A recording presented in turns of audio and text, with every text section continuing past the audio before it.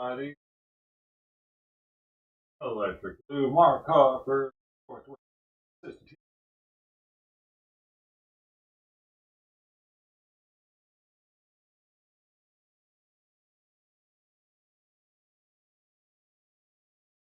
Out there today.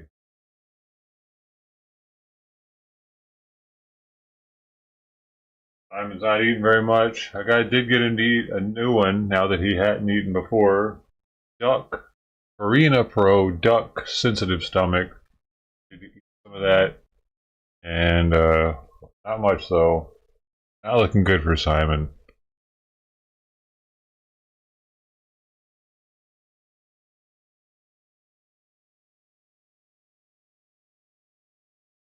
He really wants to look outside first thing in the morning. Like, I think he's not eating because he's pissed that he doesn't get to look outside very much without being bugged by her. Like, you can't look outside without her.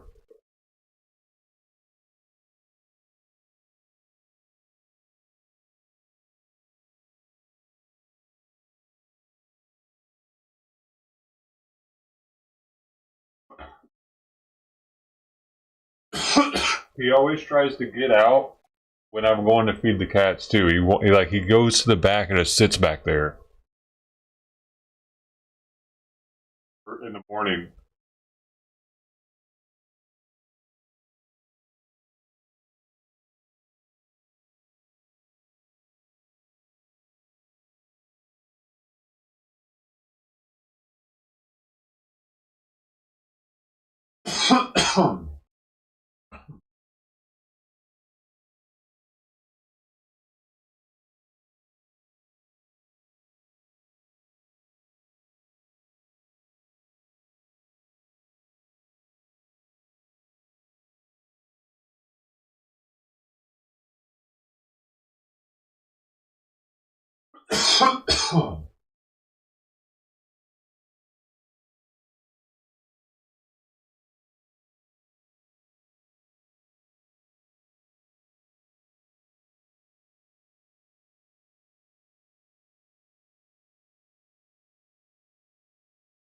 They do seem to care about each other.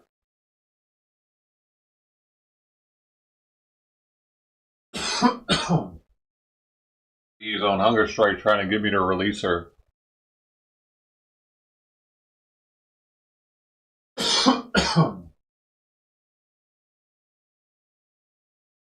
Could be that. He could be one at least like hunger strike. More like it might not even be like because the food is bothering his stomach or anything.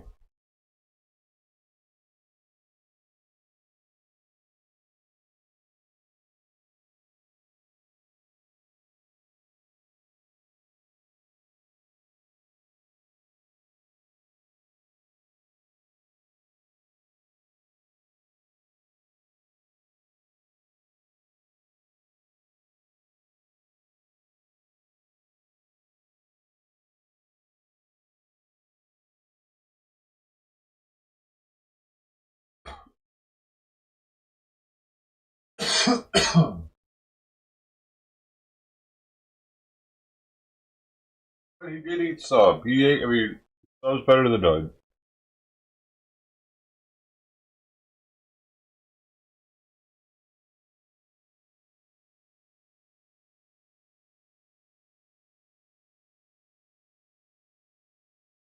Luckily, I had one that he would eat. With the assortment of foods, I'm gonna have to get some Whiskas. I think make him. Maybe he'll eat Whiskas. I heard it's like the crack of cat food.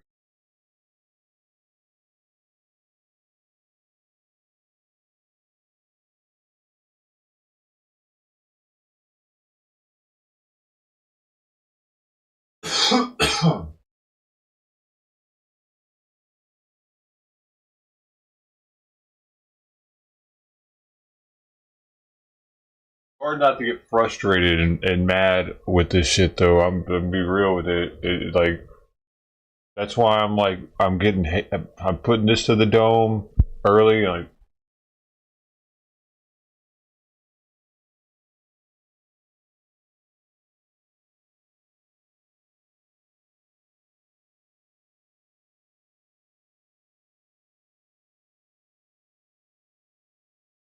It's like I'll bring a can over to him, and he'll lick the top of it, and he'll act like, oh shit, he's gonna eat this one. And then I'll clean the dish off, put it on the dish, bring it to him. He'll lick it one time.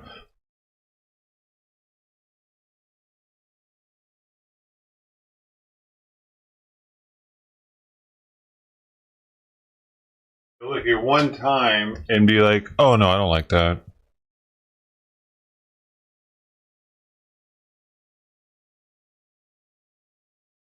Then I gotta, I guess, feed it to the outdoor cat.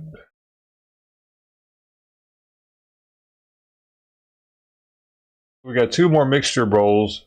We're gonna have a fish mixture bowl and a land animal mixture bowl.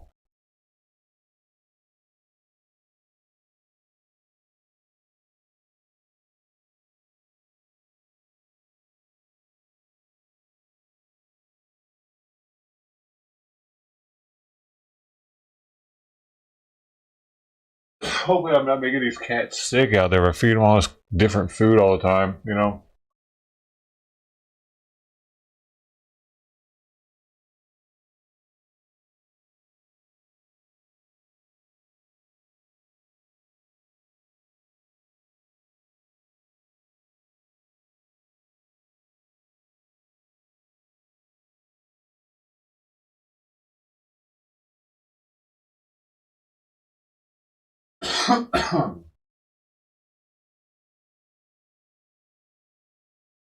You know, he goes to lick his paw like that. It's just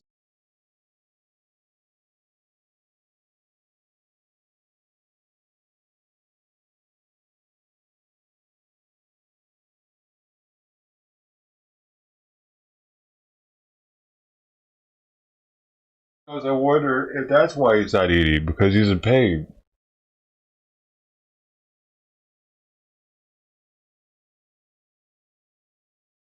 He to lick it again. He was acting like he was going to lick that same foot again.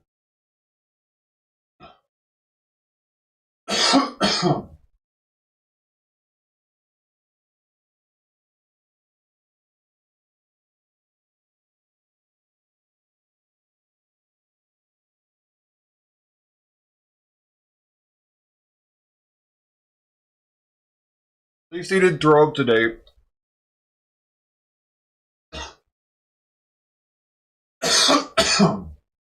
I made sure to give him the hydrocare before I gave him any food, so he had something in his stomach before. Definitely before, but I actually got him to eat food before I gave him the medicine too, though. But all right, I'm gonna go now.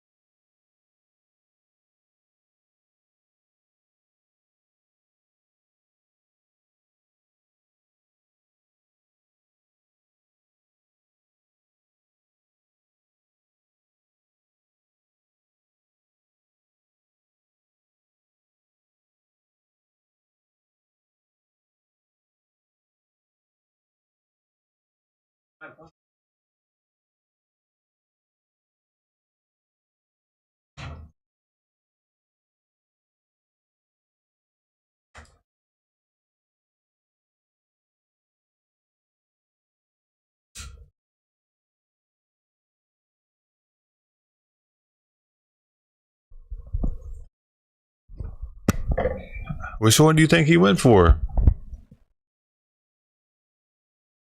One of them has like a little bit of lobster. Like it's like 3 day old lobster and sardine or something. I think there's a. I don't know. It's just a fucking mixture of fish shit. Might be some mackerel. There might be some tuna. There might be some salmon.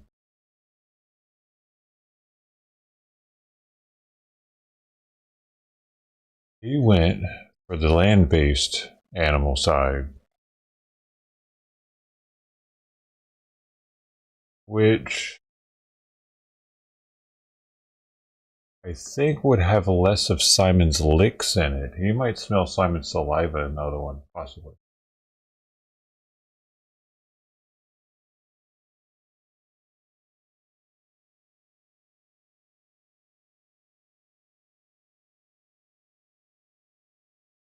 It's interesting. I thought that Simon would prefer fish foods more since he's never really had them his entire life. I mean, I guess that's why I never gave them to him when he was younger. I guess he didn't like them then either. I can't remember. Fucking 14 and a half years ago. Uh, or no, it was about 14 years ago now, I think. Roughly. I was in college though when I got him, so it wouldn't have been the summer. Yeah.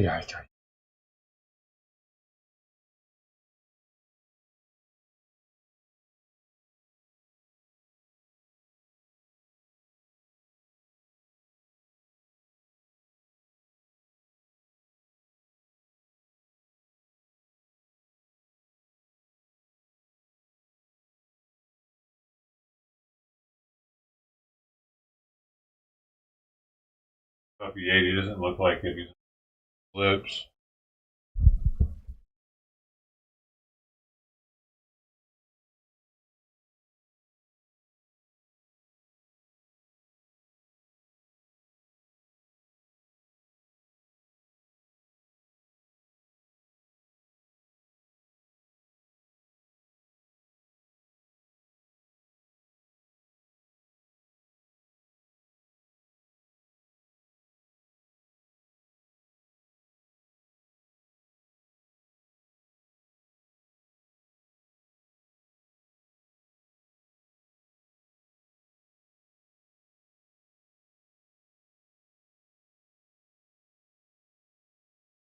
Eat something.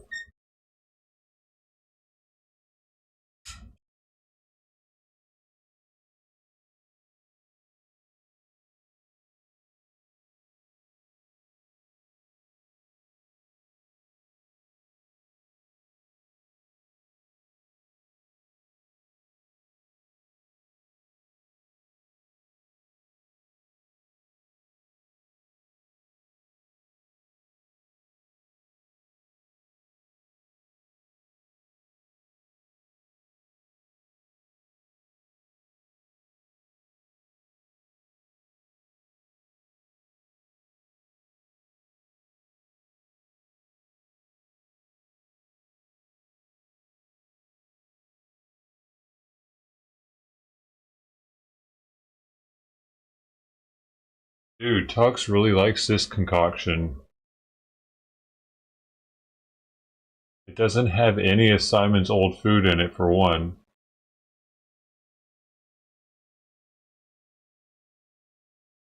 He wants to jump down. I don't like her jumping from this high, though. I feel like it's not really good for her joints. She's trying to jump down right now, though, see?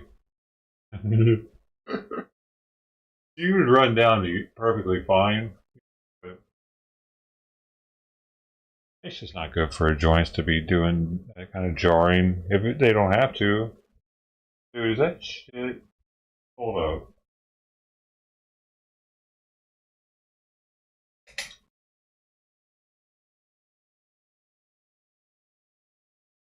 Oh no, it's food. It's cat food.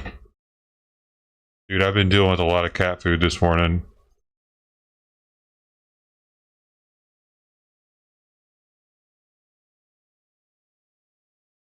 It wouldn't be the first time she got shit on me.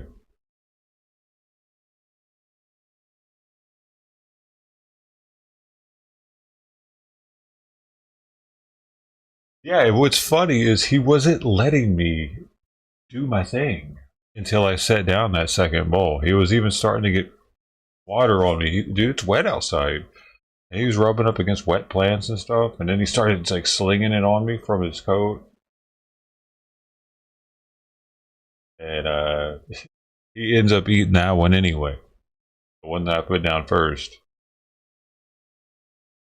He needed to make sure that that's which one he wanted. I guess he saw I had them two bowls. He knows maybe he's smart enough to know that the two bowls are different now. Sometimes.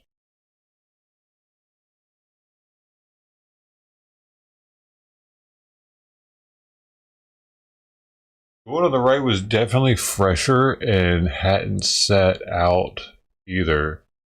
Dude, I'm really thinking about hitting up Amazon and being like, man, I didn't want to hit y'all up about this. That's why it took me so long. But I can't get any cats to eat this fucking food that I bought a ton of. And I'm feeling kind of a certain way about it now.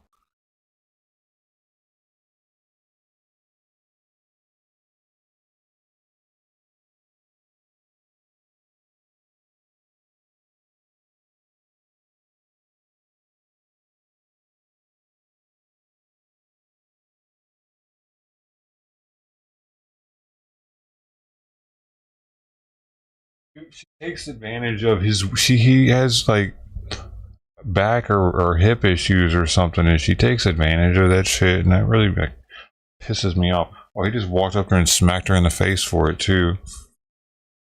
Yeah, tell her what's up, Simon. Okay, they're getting rowdy again.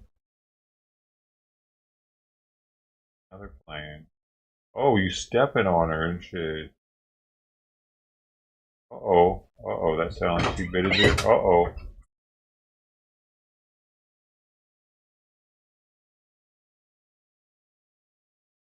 Had a little conflict. I'm glad I clipped her nails yesterday.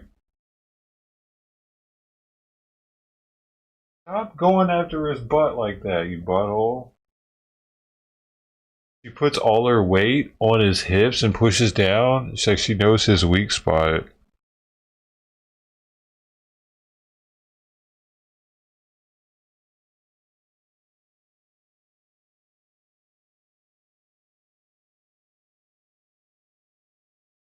It's gonna keep getting bigger. Yo, Tux is straight napping at the bowl right now. That dude done fell asleep eating. He's like, thank God that other food isn't in here. Holy sh! That was gross.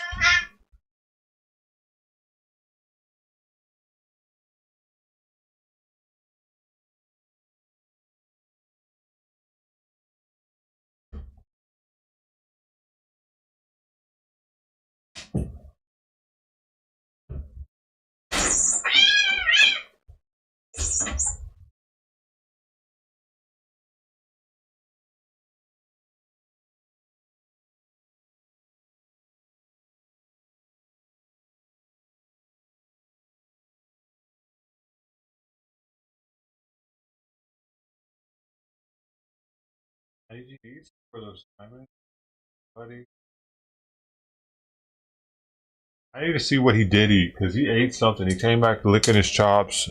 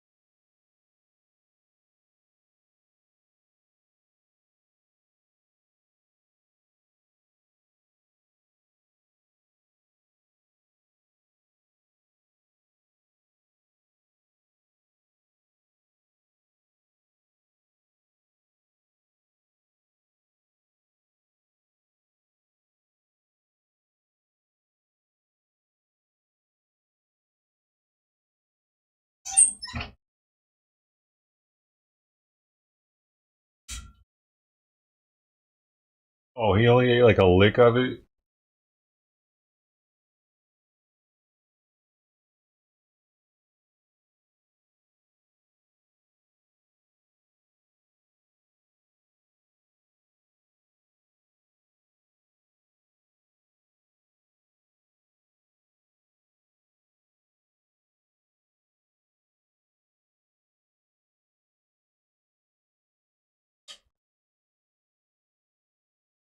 That fish is reeking out there, so it should attract one of the other alley cats to come through.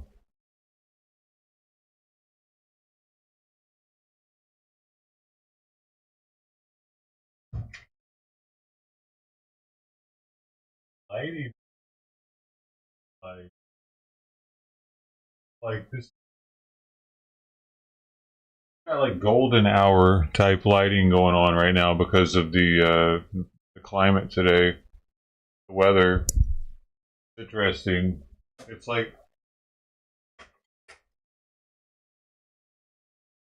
oh, it's weird. It's like how like sunlight is bouncing off clouds or something and making it a different brightness every now and then.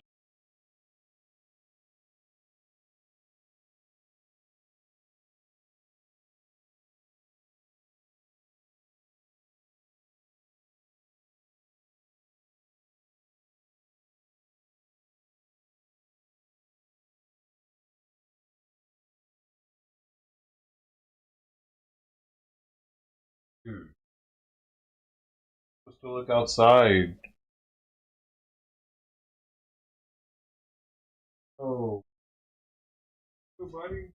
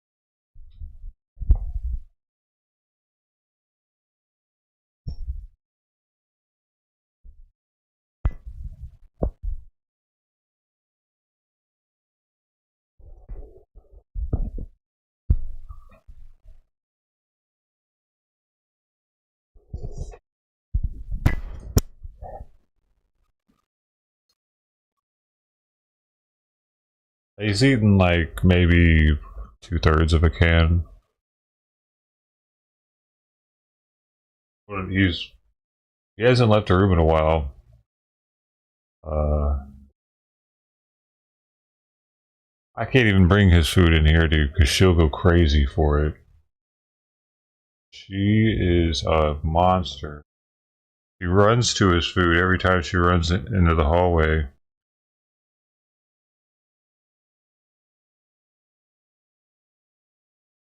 She's thick girl too. Mama, she got that thickness. Stocky. That's what worries me with her and him playing. Hopefully he's asserted dominance by now and she won't try to get too crazy, but sometimes she chews on his lips. I mean his ear, the tips of his ears.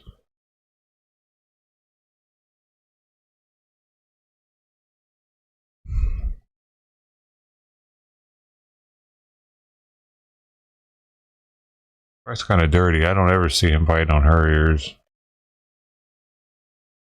Not once.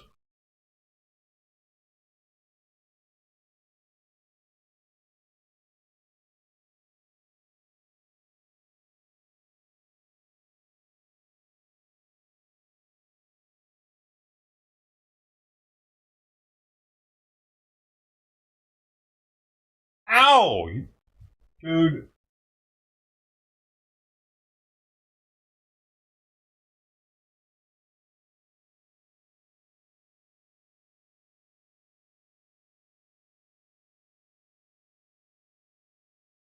Jumped up on my leg and bit me. My side of my calf.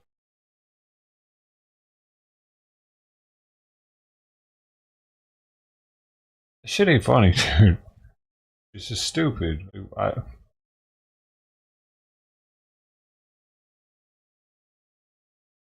She knows she fucked up because she went straight over there and laid down.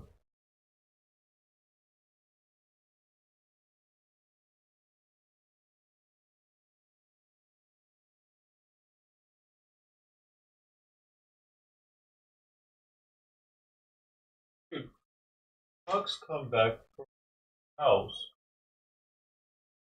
He's on the front of my house. Did you see him come back out from underneath there? Ever?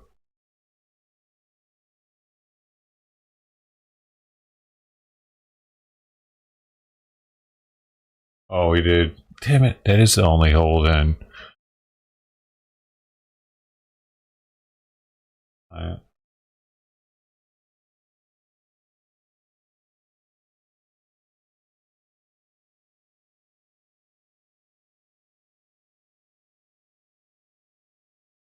The first bowl's really that bad, man?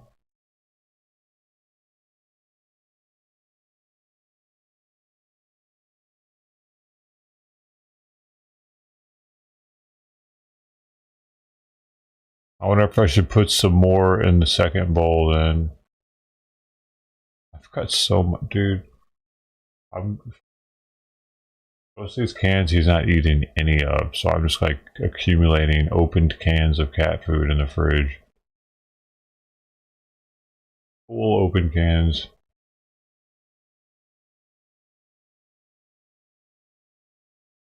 Simon, come on, buddy.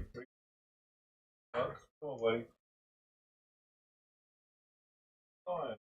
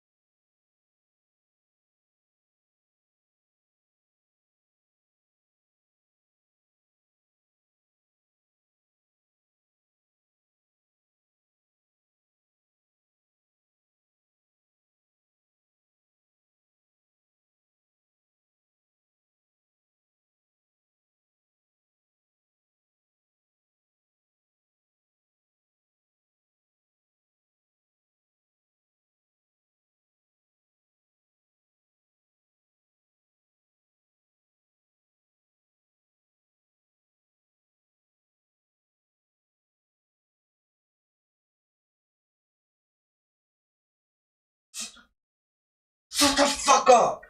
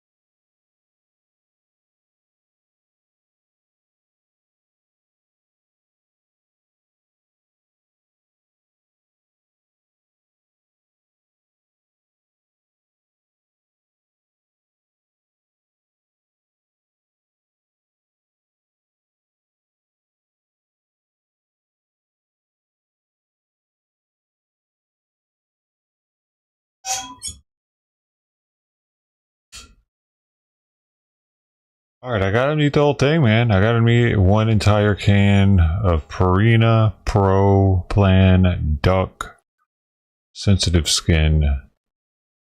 Whole can. I was in there with a fork for the last bit of it. And then once I got him to get that the last bit, he licked the whole dang bowl clean. She was definitely not helping the situation, dude, because every time, maybe it's because his bowl's just too close of proximity to hearing her meow like that. He doesn't like it. He goes back and hides next to his litter box. So I was like, you know what?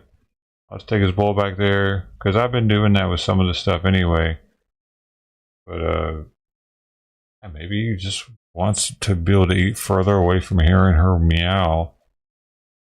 But yeah, at least you got a full can in. I don't have any more of them though, so there's that. And it's not guaranteed he'll eat it next time I get it. But I'll get some more of those.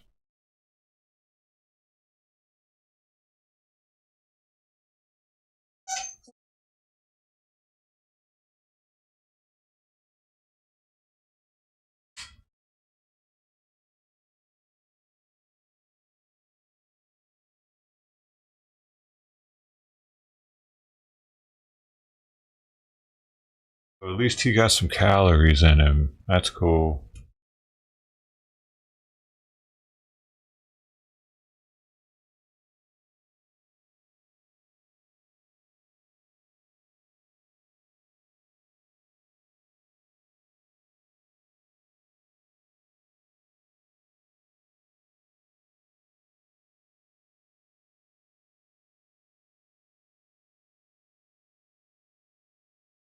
It's interesting because the other one he was willing to eat was also duck, but it was different. It's when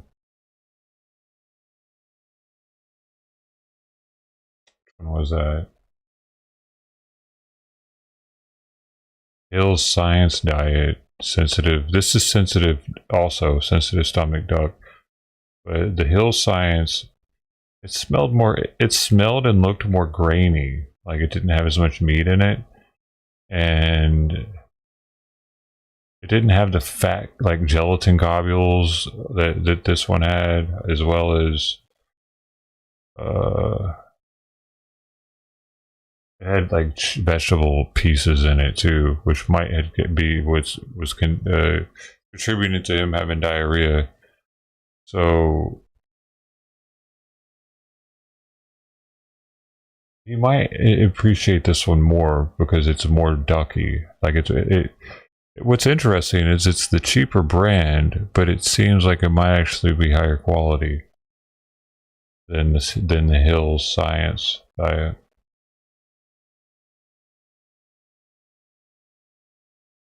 Oh. So he's a duck. He's a duck guy. He likes duck apparently, and beef sometimes. But duck more than beef at the moment. Fish is pretty much a no-go. He ate a little bit last night. Uh, yeah, man, I thought he was gonna like that salmon because he acted like it at first. Yeah, no, no. Yeah, we're getting there. We're getting there. I gotta get the other. So we get into Whiskas. We got to get into.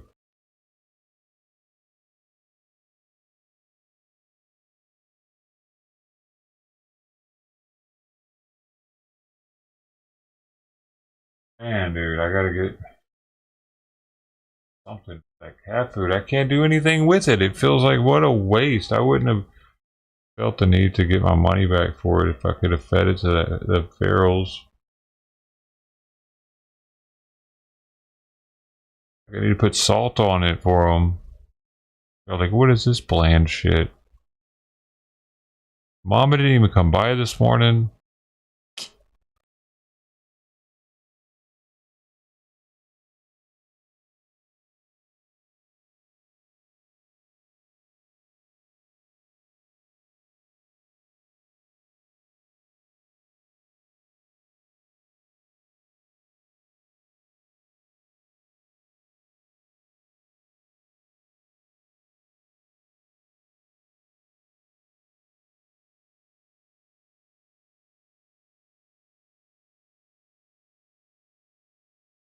I still go to Reddit and read up on cat food stuff on there, what people have to say.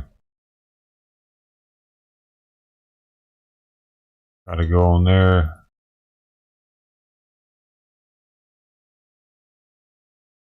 Oh, man.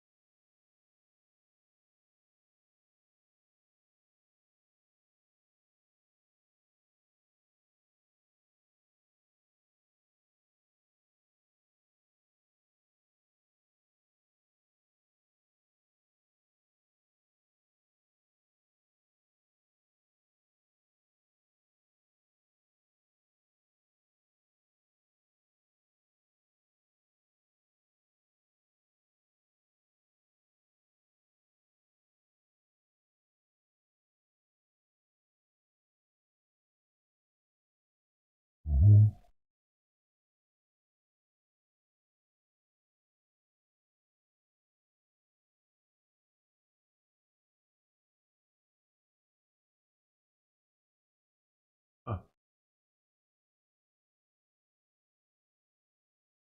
Look at this. I found something interesting.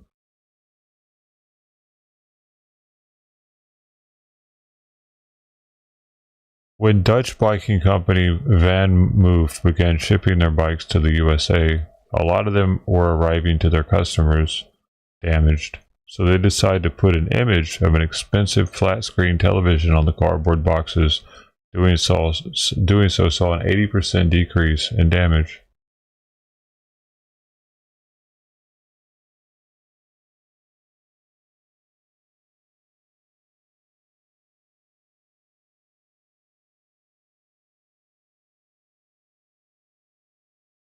Mark Hopper, good morning.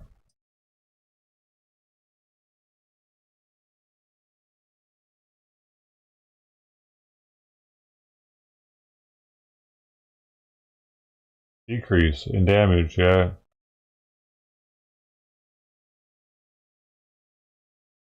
Dude, this place looks good. It's in Long Beach.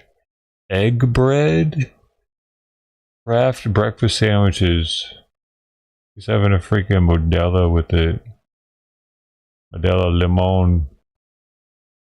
That's how you breakfast. Oh, he bought that at the store too. He didn't buy it there probably because it's got the bag around it.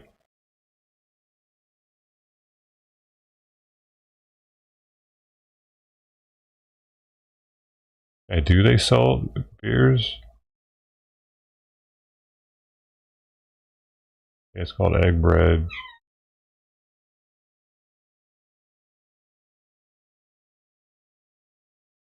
Scratch breakfast kitchen.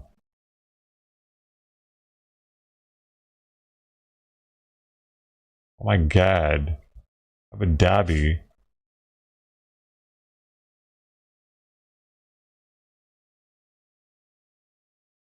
Dude, some of these people are probably scamming on here, motherfucker. Look at this crazy shit. This person is trying to get someone to donate or buy stuff off their wish list. They're in Abu Dhabi.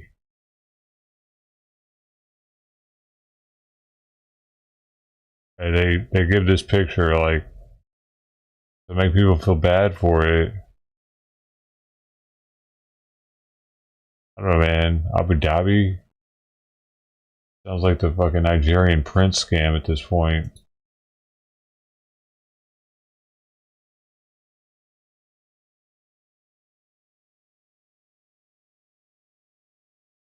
Like they're not gonna help the cat, probably. I don't know. I don't know, dude. Don't they have people in Abu Dhabi to help them? The fuck?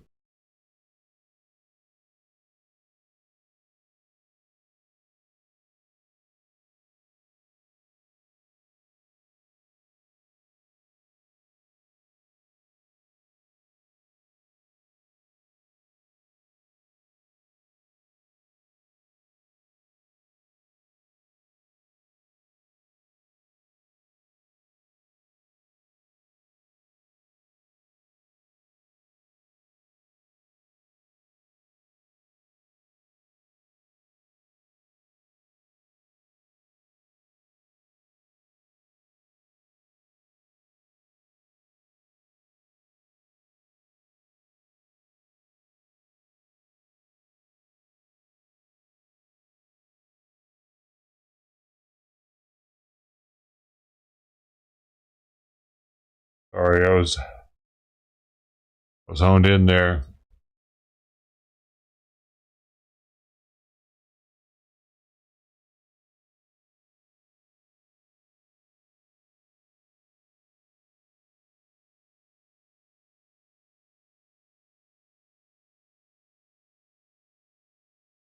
Get her, Simon. Get her. You got a full can of food in you now. You can take her down. Speaking of which, I gotta make sure I can get some more of that.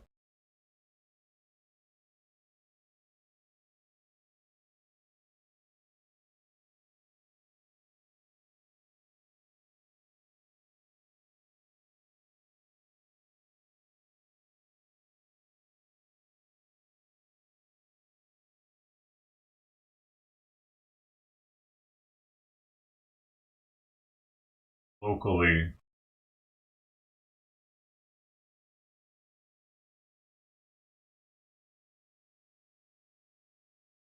Same day eligible. Eligible to be eligible.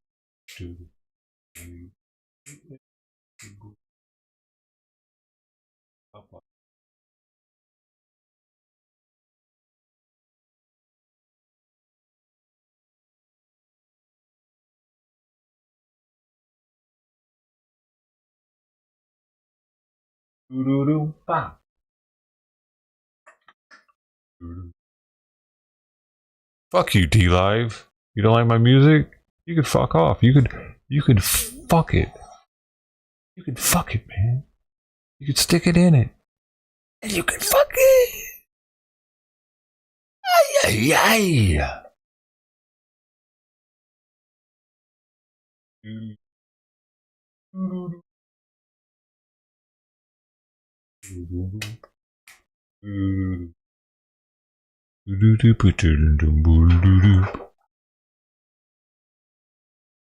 Dude, somebody found someone's parrot. Look at this shit. Only in Long Beach do you find someone's high quality parrot just chilling. Wow. Dude. That looks like an expensive parrot.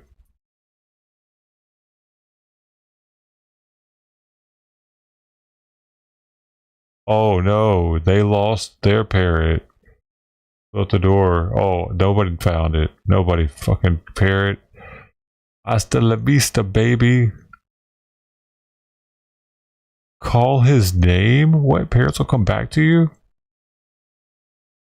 Bro, that parrot's living the good life now.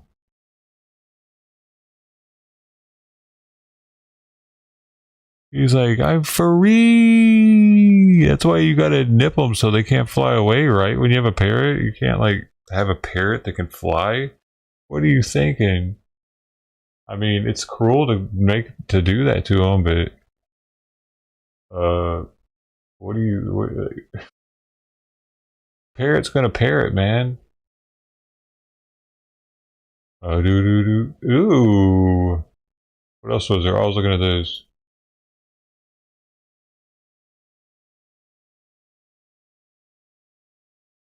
Tux need one of these. There would be freaking skunks living in this thing, probably.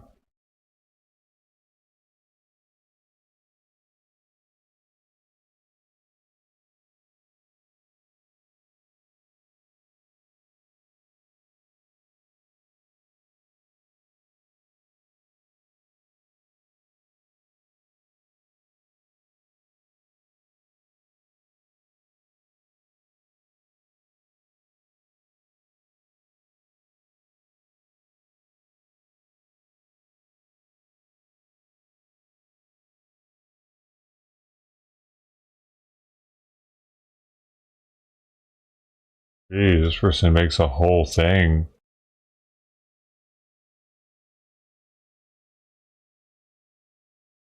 He's always got underneath the house, though.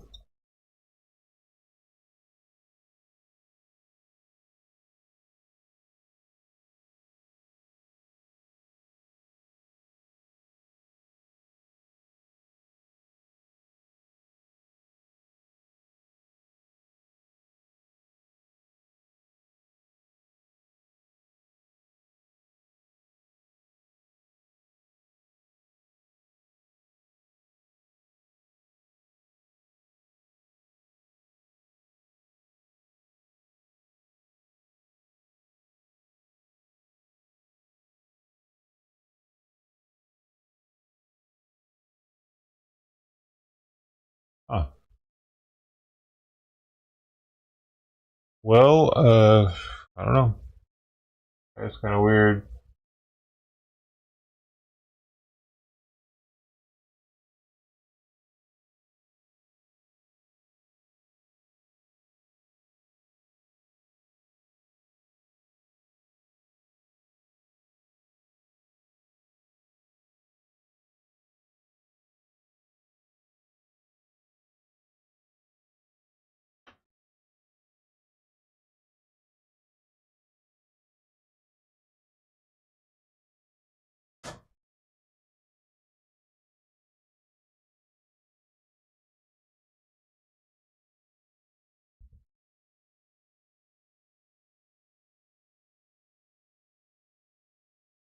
Well, there's something.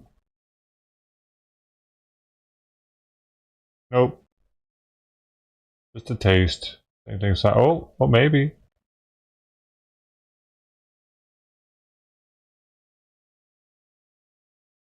Branson got fat.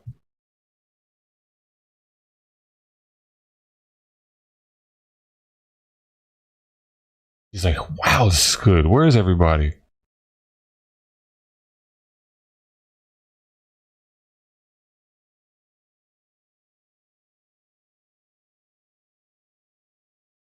Come here.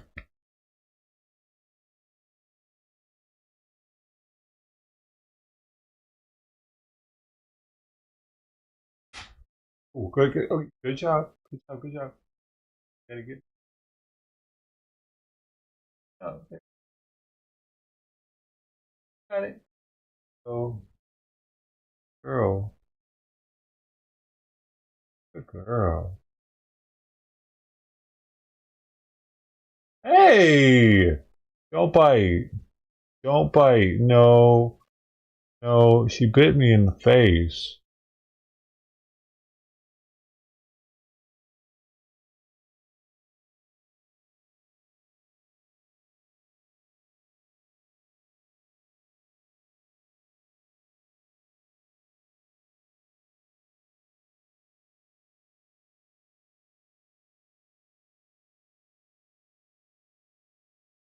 I'm gonna try to jump on top of the door. Oh, maybe not. She thought about it.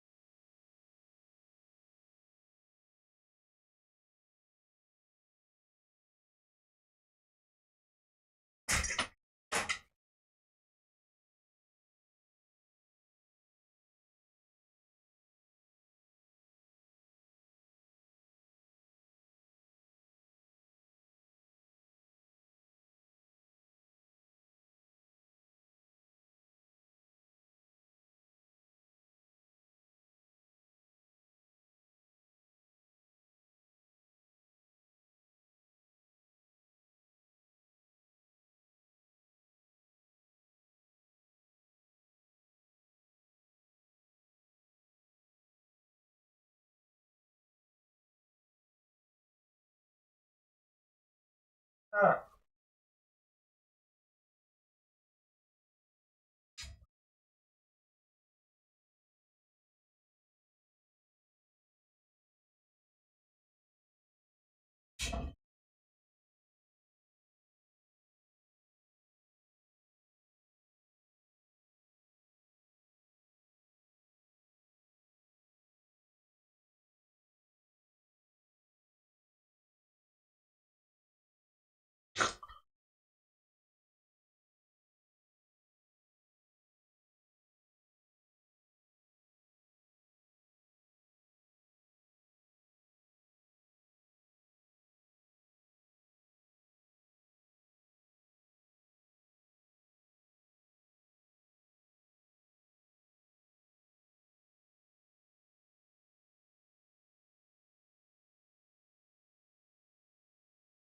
I think she only likes, or he only likes parts of it, maybe.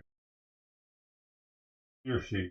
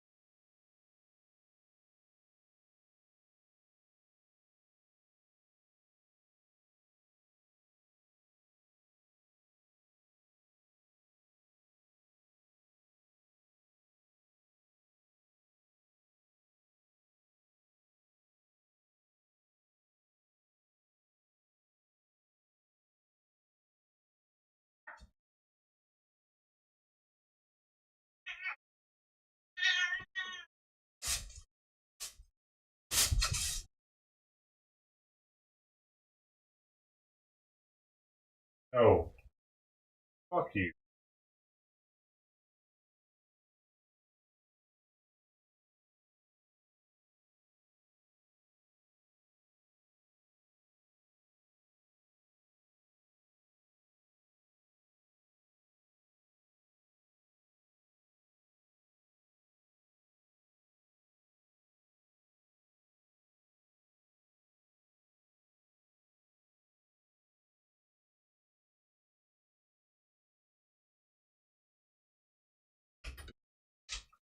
Dude, fuck that, man. He's like hurting Simon, getting on his back and making it so, and then biting on his ears and shit when he can't defend himself.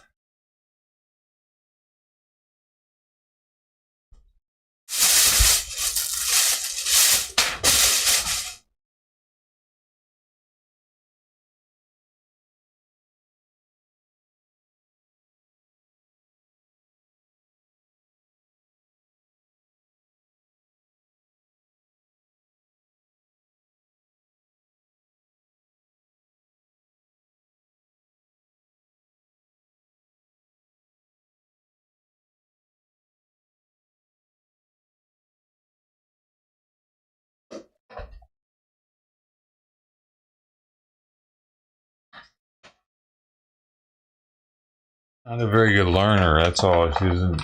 I figured he would be able to teach her by like overpowering her, but she's getting bigger and he's getting weaker.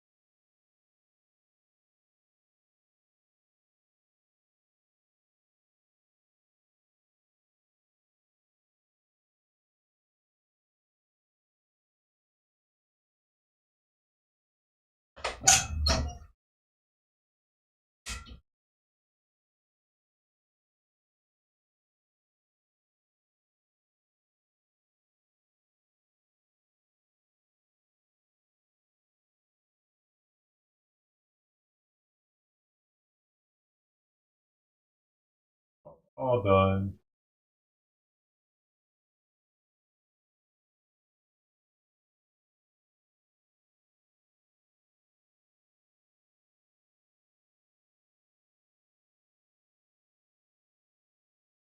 What does that mean? I need another members only stream. Oh, I don't know. I don't know what the other ones are. I don't know if I had any more.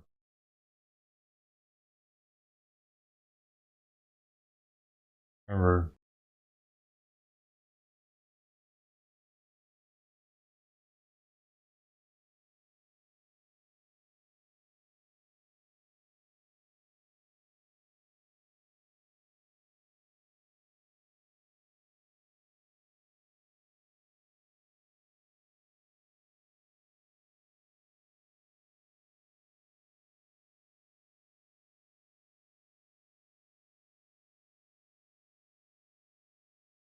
There are lots of them? How do you know?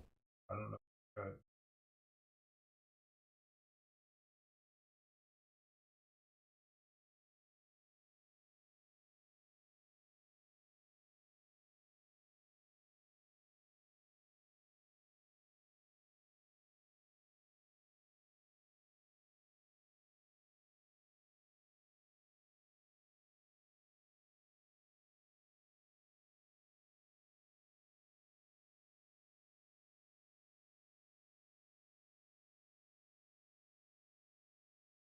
Oh, yeah, just had to send them to me.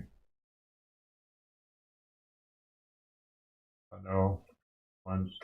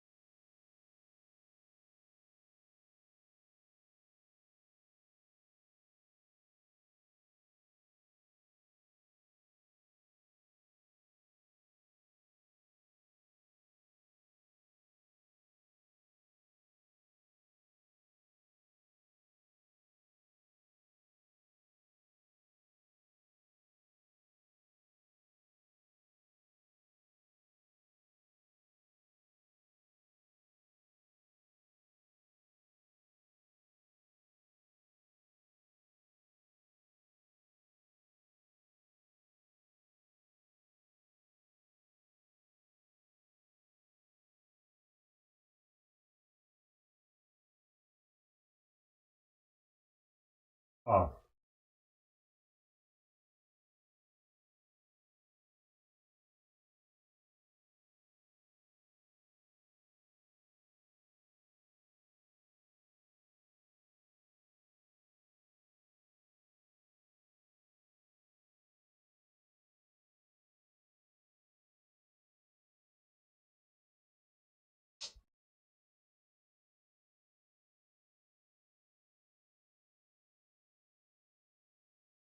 And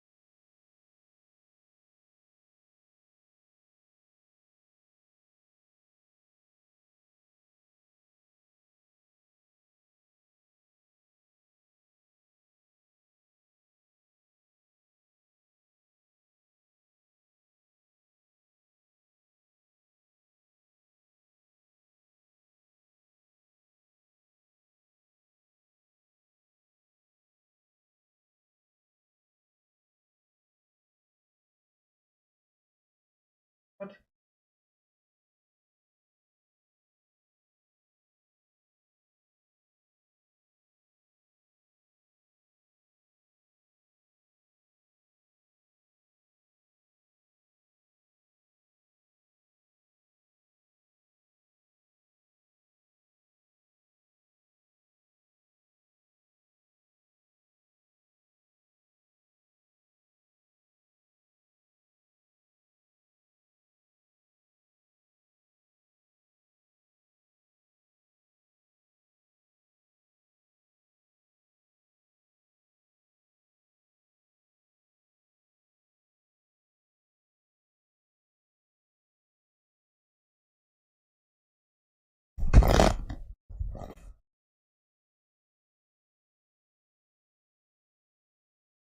Hey, fuck.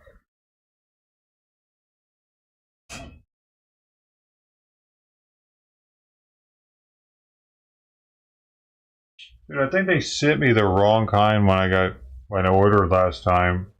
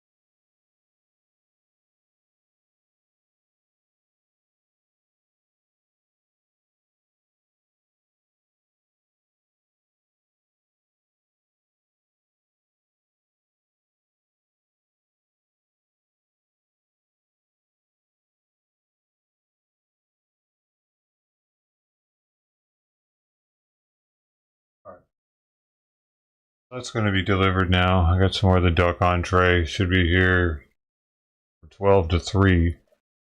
I don't have any more, so maybe he'll eat something else for lunch when I put it out. I need to go weigh him real fast.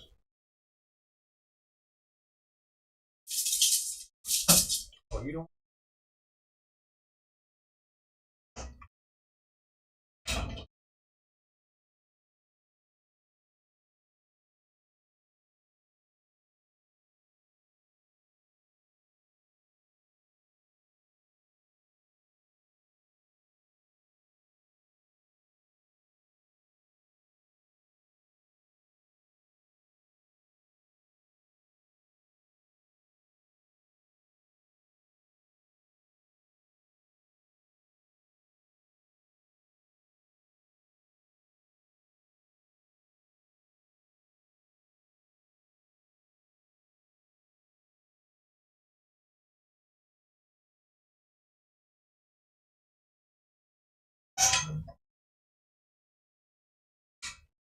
All right.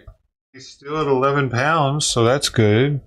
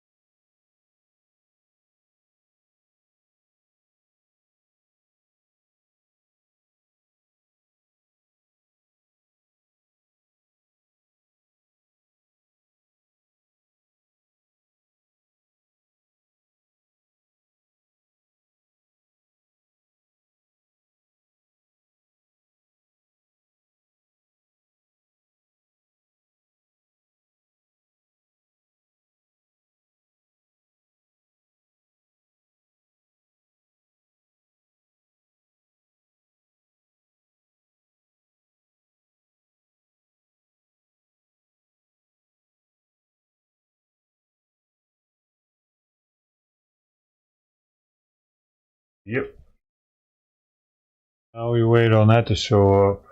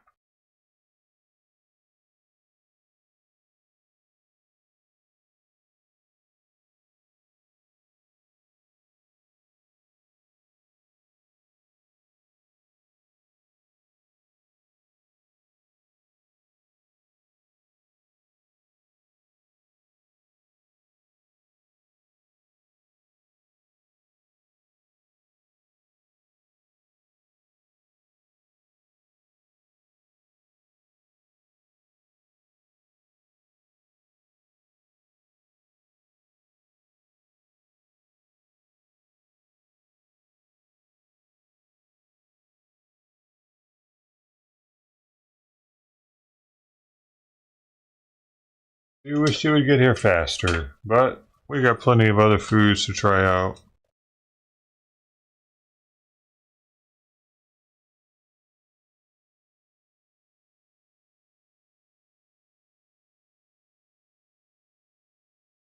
Story that overwhelmed all others in my view.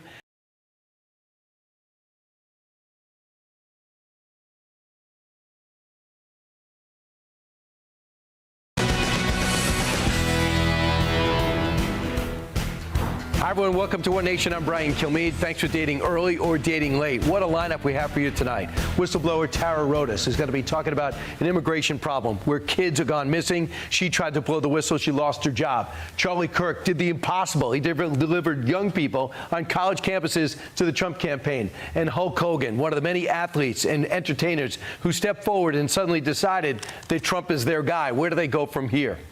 But we begin this week with one story that overwhelmed all others in my view, and that is immigration. In the courtroom we go. Illegal migrant Jose Ibarra, convicted of murder and the gruesome death of 22-year-old Laken Riley. It was a swift decision in a case that encapsulated, in my view, the national debate over immigration in this single one incident. You got a major component that helped President Trump get elected because of it, remember? Let's break down the timeline of this guy, the Venezuelan gangbanger, Ibarra, breached our border and lived off New York City free taxpayers, free migrant services before he hopped on a free flight to Georgia courtesy of New York City taxpayers. He had one thing on his mind, to rape and kill an innocent young woman, and he did just that. What struck me most was the stone-cold emotionless stare on Ibarra's face throughout the entire process, while he heard cops recount Laken's final moments during her 18-minute struggle for her life. He sat there. Medical experts assess his grisly crime scene. He sits there blankly. And the heartbreaking witness statements, emotionless. The Venezuelan migrant just sat there, leading me to conclude this guy is soulless, like so many others. A deafening reminder of President Trump's warning. I hear they don't have souls in Venezuela. Is that true? And it's only getting worse. It's just incredible. Many of them, as you know, are murderers, drug dealers, people from jails. They're letting their people out of jails and bringing them right into our country. We're like a dumping ground. Yeah, and they said he was exaggerating. This is not the first example of smugness. Remember the Venezuelan migrant who brazenly flipped off photographers while, as you could see, walking from his arraignment after beating down 2 cops. Yeah, he got out. What about the migrant smiling this week in front of the cameras for allegedly, this is after allegedly robbing a Manhattan prosecutor and got caught performing a lewd act? You think he regrets anything? Look at the smile on his face. Or this Honduran national who is grinning from ear to ear in his latest mugshot after allegedly raping a woman in Virginia. Any regrets? These evil gangsters are criminals. They are clear examples of the Biden-Harris administration's failures. You would think after the election drubbing and all the crimes that we have seen, Dems would join in a nationwide crackdown. But instead, they are looking to resist, not to combine to get rid of these animals, but to fight Trump for trying to deport them. Would the Massachusetts State Police assist in mass deportations? No, absolutely not. I think that the key here is that, every tool in the toolbox has got to be used to protect our citizens, to protect our residents, and protect our states. We have been a pro-immigrant city for a number of years. We know that there is a target on our back from this president-elect, and what we are doing here is we are hardening our defenses. We are codifying our good policies on protecting immigrants. Being undocumented is a problem. But our solution, instead of turning the military on our own people, is to document them. To document the undocumented. All right, everybody gets a free ticket. The Massachusetts governor, they want to not worry about those small documented. things. People do certain things. And then you have AOC. Let's just make them all legal. No one wants that. Rest assured, Americans, these delusional blue staters have an opponent. Here he is. Those people who say they're going to stop us from what they're doing, they will not. I'm going to do this job. Men and women of ICE are going to do this job. You're not going to stop us. But let me give you a word of advice. If you impede us, there's going to be consequences. You cannot help us, but also read Title 8, United States Code 1324 III. It is a felony to harbor and conceal, knowingly harbor and conceal an illegal alien. So read that statute and don't cross that line. You got that, big city mayors? Oh, but perhaps the most horrific results of their horrible immigration policy, It's a new sheriff losing in track town. of more than 320,000 migrant children. A key piece of information Democrats refuse to accept. Today's hearing will be one final attempt by the majority to use all their same false talking points, that the Biden administration purposefully created a border crisis and lost, in quotes, lost tens of thousands of children, all of which we know is wrong by the facts. Let's just be clear, these children are not lost. While HHS conducts 3 follow-up calls to ensure that everything is going well between a sponsor and a child, the agency has no ability to force their way into the home. If no one answers these 3 calls, then HHS is no longer in contact with the child. Now, that does not mean that the child is, quote, lost. She is delusional. Yeah, it does. Sadly, my next guest You're is weird, not going to make you bitch. feel any better about the fate of these children or about her statements. When she spoke out about what she witnesses on the ground, it cost her her job eventually at the Department of Health and Human Services. She thought she was going to entertain kids at the border as they waited for their relatives to show up. In the end, it was anything but that. Joining us now, former HHS employee Tara Rodas. Tara, great to see you. What do you think about what the statement from that last lawmaker? Was she accurate? Brian, thank you so much for having me on today. It's a real honor to be here with you. And no, sadly, the Congresswoman is incorrect. And we know, based on just the reporting of the New York Times, which, you know, I don't think anybody would agree or disagree, rather, with the facts of the New York Times, but they revealed that 85,000 children were not able to be in contact with. So I'm not sure what they're thinking about. And then recently, the Department of Homeland Security Office of Inspector General released a report that revealed that 320,000 children, they're not able to know their whereabouts. So this is totally unacceptable. This is an absolute failure of this administration, and they should have done something sooner, like back in 2021 when our team at the Pomona Fairplex revealed that children were being trafficked. So, Tara, what did you see? You said, I thought I'd go down there and help these kids with puzzles until their relatives showed up. But what were you seeing? Yeah, so Brian, you know, the government made an all-call. They knew they had a crisis at the border in 2021, and me and a lot of other federal employees, we raised our hand and said, hey, send me, I will go. They needed Spanish speakers, and I'm a Spanish speaker, and I did. I thought I was going to be doing puzzles and playing games with the kids. And what we found is that the children were telling us that they did not know who they were going to, or worse, that they were actually lured here, and that they were told, hey, if you come to the United States, out of the goodness of my heart, I'm going to pay your journey, but you've got to stay with me, and you have to work off your debt until your debt is paid. And of course, the children are never able to get out of debt bondage, so they were lured by being told, you're only making $2.50 a day, but if you come here, we're going to pay you $6 an hour. These children believed they were going to be Elon Musk rich, and so did their families, and their families let them go. And that's terrible, because this is a family separation program, and it's appalling. You told them, hey, these are not their parents, these are not their relatives, and they basically told you to hit the road. I want you to hear another story that I think is important to know. This is a trafficking expert, Alicia Hopper, and this is what the story that she wanted to relay. It's how real this terror is. Watch. A young girl who arrived at the border in the custody of individuals claiming to be her family was bruised, disoriented, and in pain. Medical examinations revealed that she had been raped, yet she was sent back to her abusers because no verification was done to confirm her guardianship.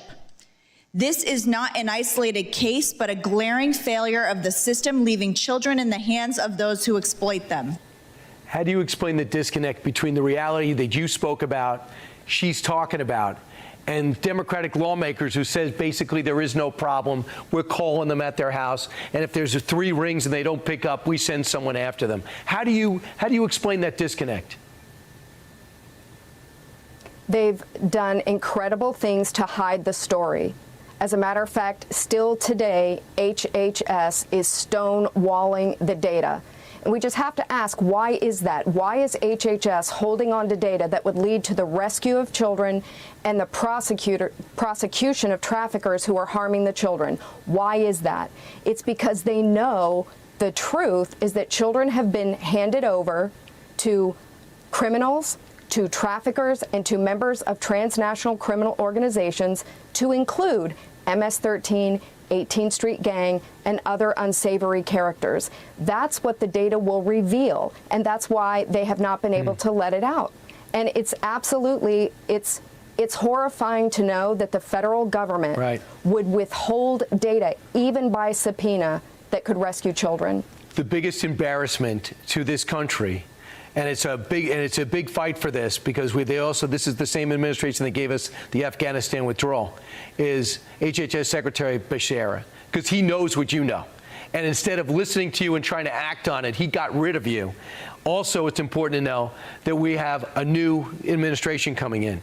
RFK Jr. is the one who's been nominated. If he gets nominated, if he gets the confirmation, could he straighten this out? Brian, absolutely. With Tom Homan as the border czar and Secretary Kennedy, along with Secretary Noem, I absolutely believe, and of course DNI Director Tulsi Gabbard, I absolutely 100% believe that they can fix this problem. The administration has left a mess. It's broken. This program is broken, but it absolutely can be fixed. We simply need to elevate the activity of child trafficking on the NIPIF, and we absolutely must go after traffickers and dismantle trafficking infrastructure. This can be fixed with the new administration. And we got to find those hundreds of thousands of kids. They're going through hell right now in many cases. Tara Rodas, thanks for speaking up. I appreciate it. Brian, thank you so much for highlighting the plight of the children. Hi, everyone. I'm Brian Kilmeade. I want you to do me a favor. I want you to click to subscribe to the Fox News YouTube page. This is the only way that I know for sure that you're not going to miss any great commentary, any great news bites, any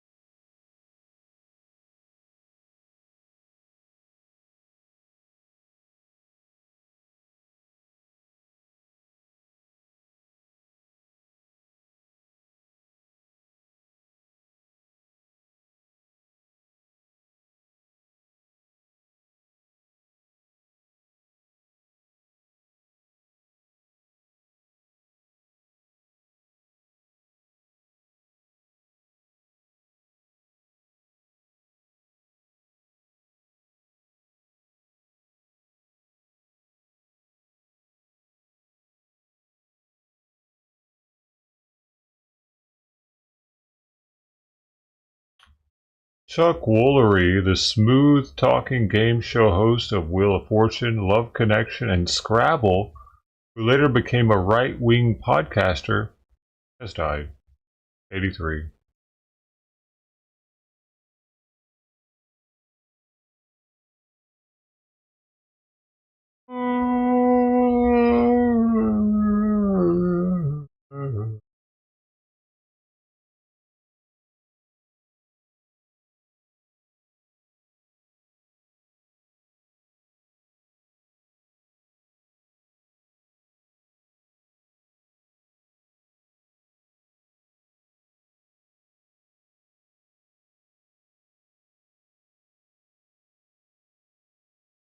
GOP right in the middle of your term of office. Well, thanks for having me, first of all. But, this is I switched parties for the same reason I think a lot of people crossed over and voted for Donald Trump for president this past election. And that is, we've had 60-plus years of frankly, failed liberal experimentation in our cities, where 80% of our population lives and where a high percentage of our African American and Hispanic population in this country lives. And, you know, we're just sick and tired of being sick and tired. And so I switched parties, and I think a lot of folks voted for Donald Trump because they actually are looking for an agenda for urban America that works. But you were elected as a Democrat, and then you're serving as a Republican. How did that go down in Dallas? Well, I'll tell you what, we are elected on a nonpartisan basis in Texas. All mayors are elected on a nonpartisan basis, but your party affiliation is pretty known. And so it did create some controversy. And there was an effort to recall me, actually, that failed miserably. Not a single signature ultimately got submitted, but there was an attempt by the local Democrat Party and some Democrat activists to have me removed from office. But look, the bottom line is the Democratic Party at that point should have gotten the wake-up call. They should have figured out that if the mayor of the 9th largest city in America, who's African-American and male, switched parties, that maybe we have a problem. Maybe there's something in the water. Turns out this last election showed that I wasn't some anomaly, but in fact, I was sort of a canary in the coal mine, and that a lot of African-Americans are thinking the same way. Donald Trump won more African-American votes than any Republican candidate in 48 years. I'm 49 years old, so basically in my lifetime, we've never seen a performance like that by a Republican. Can you give me 30 seconds on how you are handling migrants in the city of Dallas? Well, we're handling it the same way I think everybody who is in Texas and any states where you know we're seeing migrants show up is it's a strain on our resources. You know, we see it. And not just in the obvious ways. People ask, you know, well, how's it impacting crime? Well, obviously, there's a certain amount of crime that's committed by folks who are here illegally. Will you deport them? Will you deport them? Of course.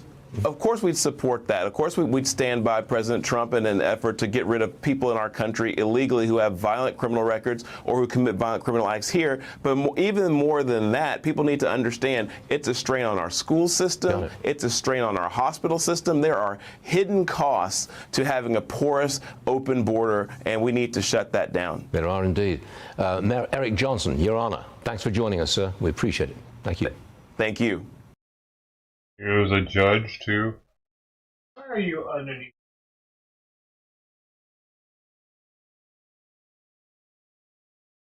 Oh. Oh. Oh.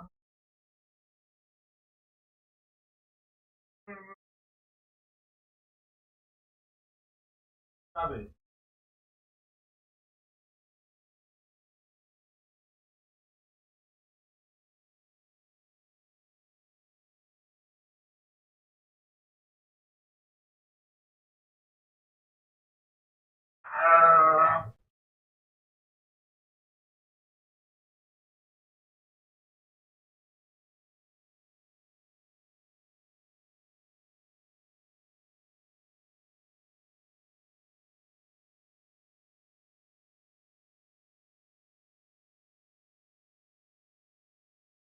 Stop it.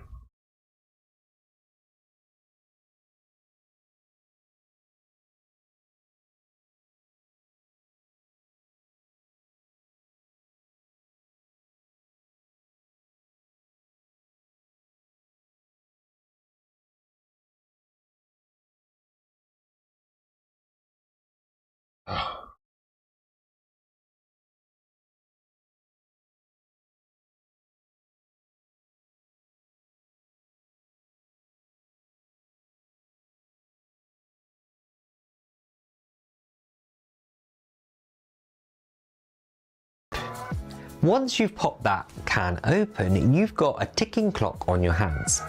Transfer any unused tuna from the can into an airtight container right away. Ironically, metal cans and food aren't friends once they're open. In fact, any food in a can, once it's opened, take it out of the can and pop it in an airtight container. Now, here's the crucial part. Open tuna needs to go into your fridge at 40 degrees or below within 2 hours of opening. And when stored properly in an airtight container, you've got 3 to 4 days to enjoy it. Speaking of storage, keep that tuna away from any ready-to-eat foods in your fridge. The bottom shelf is your best bet to prevent any fishy drips from causing trouble. Notice any funky smell, unusual colour or signs of mould. Trust your nose. If something seems off, it probably is. And while you can freeze canned tuna, for logistics and texture, I'd steer clear of freezing any tuna really.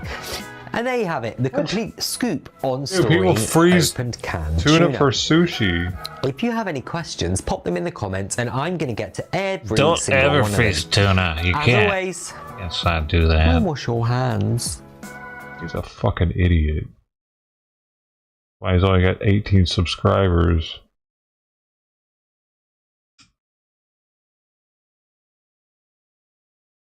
Why'd I get recommended that? I'm downvoting him. Get out of here.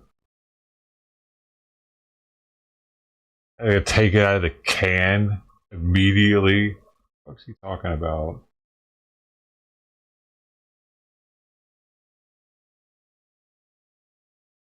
What's gonna happen to me?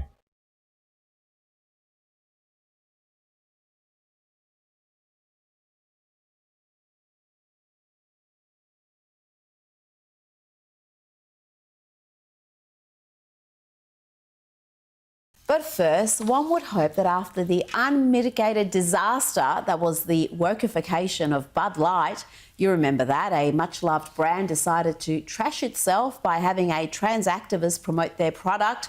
This is what happens when far-left corporate dimwits infiltrate a company and start spouting about diversity, equity and inclusion. Bud Light's dalliance with lefty activism did not go well. Sales plummeted, the brand was trashed, and the parent company lost well over $1 billion, $1 billion with a B.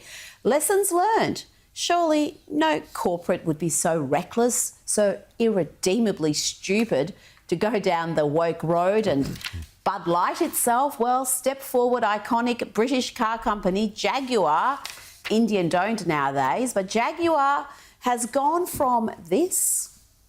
Have you ever noticed how in Hollywood movies all the villains are played by Brits? Maybe we just sound right. Good evening, sir. Thank you, Mary.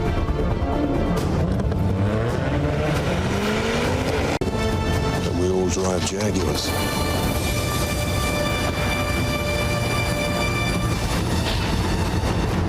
Oh, yes. It's good to be bad. That's damn good commercial. That's what the branding used to be. Suave, sophisticated, a little dangerous, it's good to be bad. But Jaguar has now rebranded, unveiling a new logo and an ad that the company hopes will lead to an explosion of sales. You be the judge.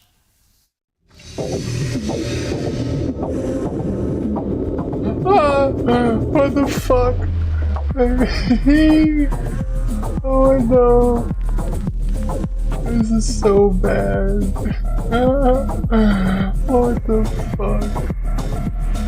No, wait, dude. What is this? Where's the car at?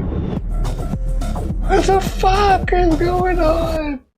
No! What in God's name was that? Show a car. Where were the cars? Where's the Jaguar? Why were the deranged, angry folk wielding sledgehammers? How is that meant to inspire anybody to buy a luxury car? Weird and as for create exuberant, what sort of a slogan is that? Create exuberant? Did a semi-literate advertising intern on a 4-day coke bender come up with that?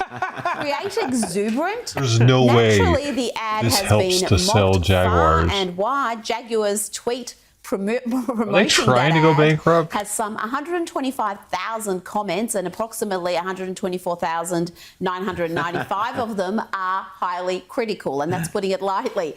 People are so outraged by this crap that they're using AI to improve the ad. There's an Asian chick there.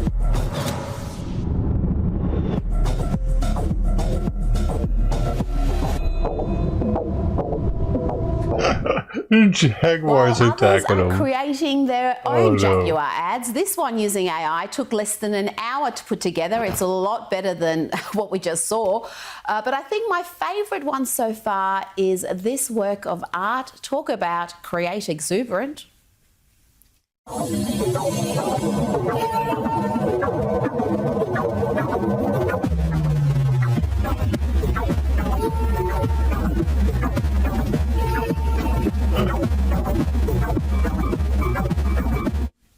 insert abnormal. Yes, that's what we're seeing there. Of course, the dolts who now run Jaguar have responded to the mockery with the usual DEI words. Apparently, if you hate their stupid ad, you are an intolerant bigot.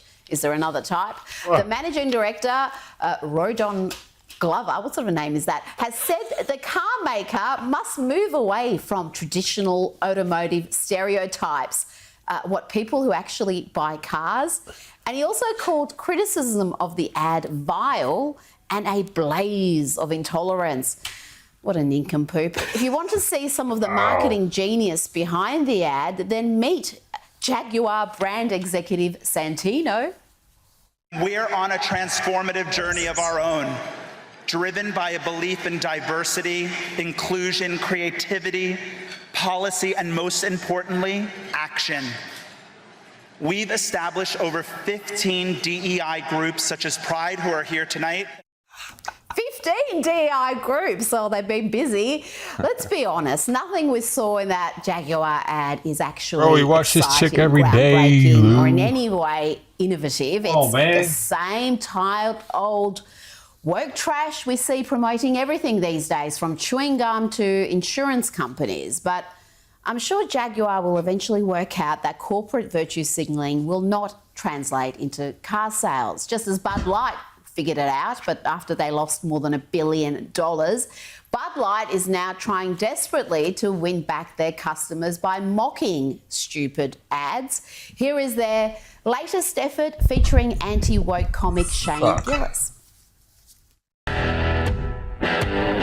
Yeah, well, you're not here every day. That's the problem, Lou. Get with the fucking program. People miss you. People are dying out here. Yeah, I'm lost. I'm 100% lost here. But we are on the edge. Hey, all right.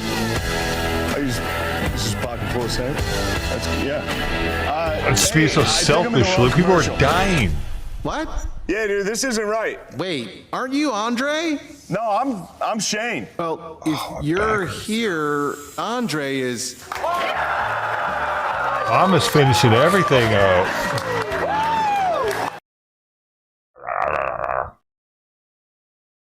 I'm just finishing everything up. Look at her go. Let Mama go. Where was she? Why is she so hungry? Oh no, she's not. She doesn't want to get it out the corners. Hopefully she got a good fill on her. Ate like a decent amount. Probably eat somewhere else too. Now I go into the house. The fan mail is piling up. What? Dude, I'm thinking about turning off my P.O. box. It costs me $100 every 3 months. I get like one thing in a year. You didn't eat? I didn't see her eat yesterday.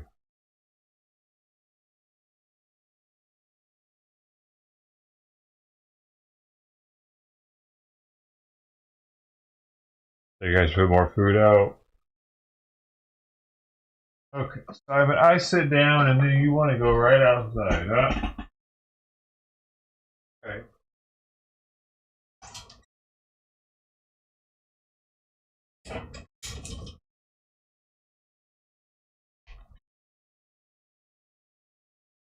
I'm starting to get sore. I need to stand up more. Work my lower back. Lower back's getting weak from sitting all the time, probably.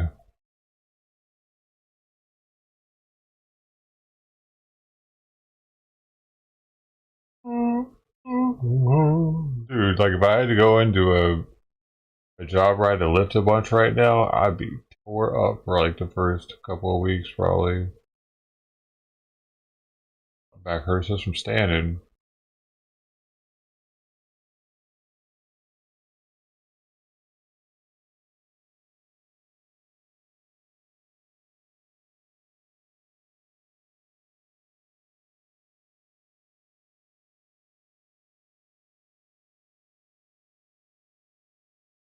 Oh, she left? Alright.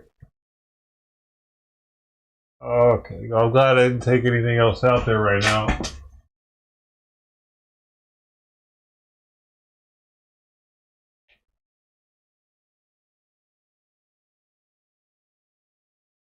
Here.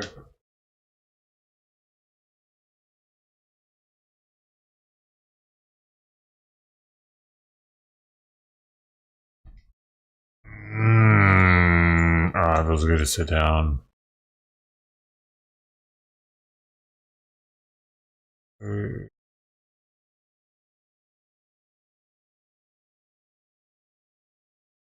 Sunday. Hey, it's Sunday.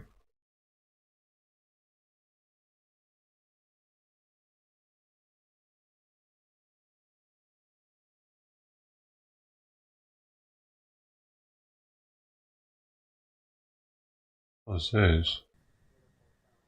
Had you not seen it before? Oh. D-Trans Awareness Day panel. D-Transers. Oh, gosh.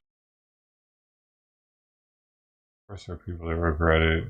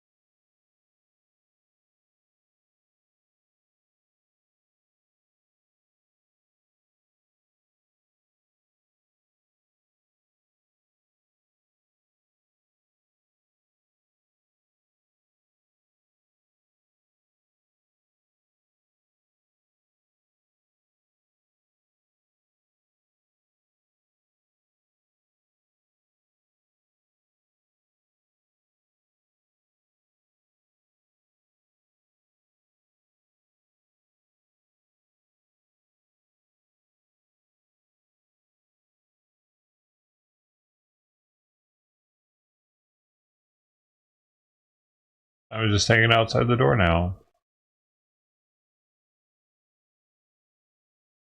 Having children at younger age may help reduce the risk of breast cancer, study says.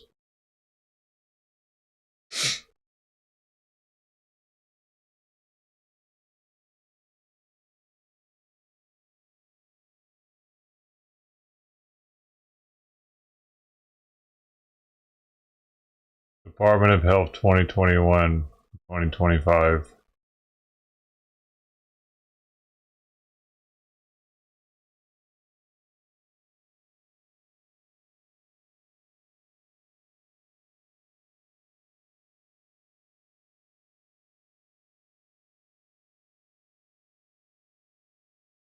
Pretty big ass dude, man. Never really noticed.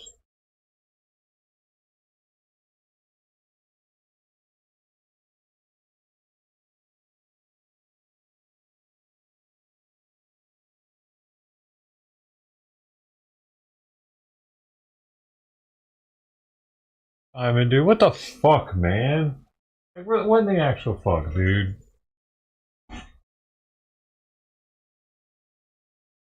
Come on.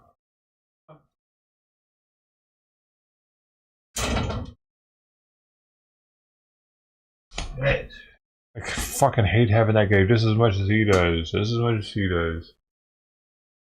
There's a squirrel in the tree they're looking at now.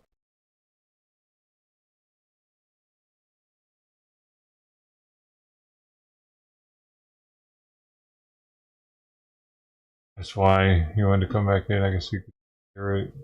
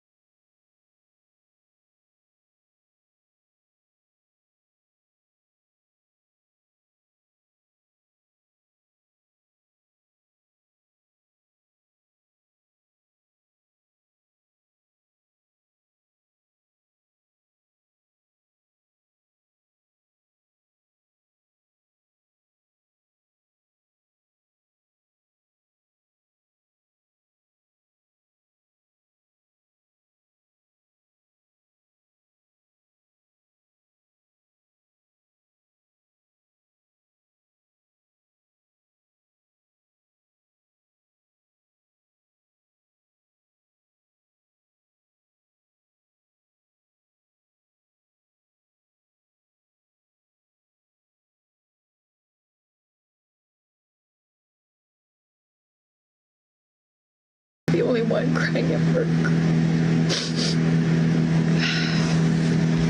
I'm trying to get it together before I have kids in here. I can just try to live with passion, supporting unity. I will not change for anyone, won't cave to bigotry.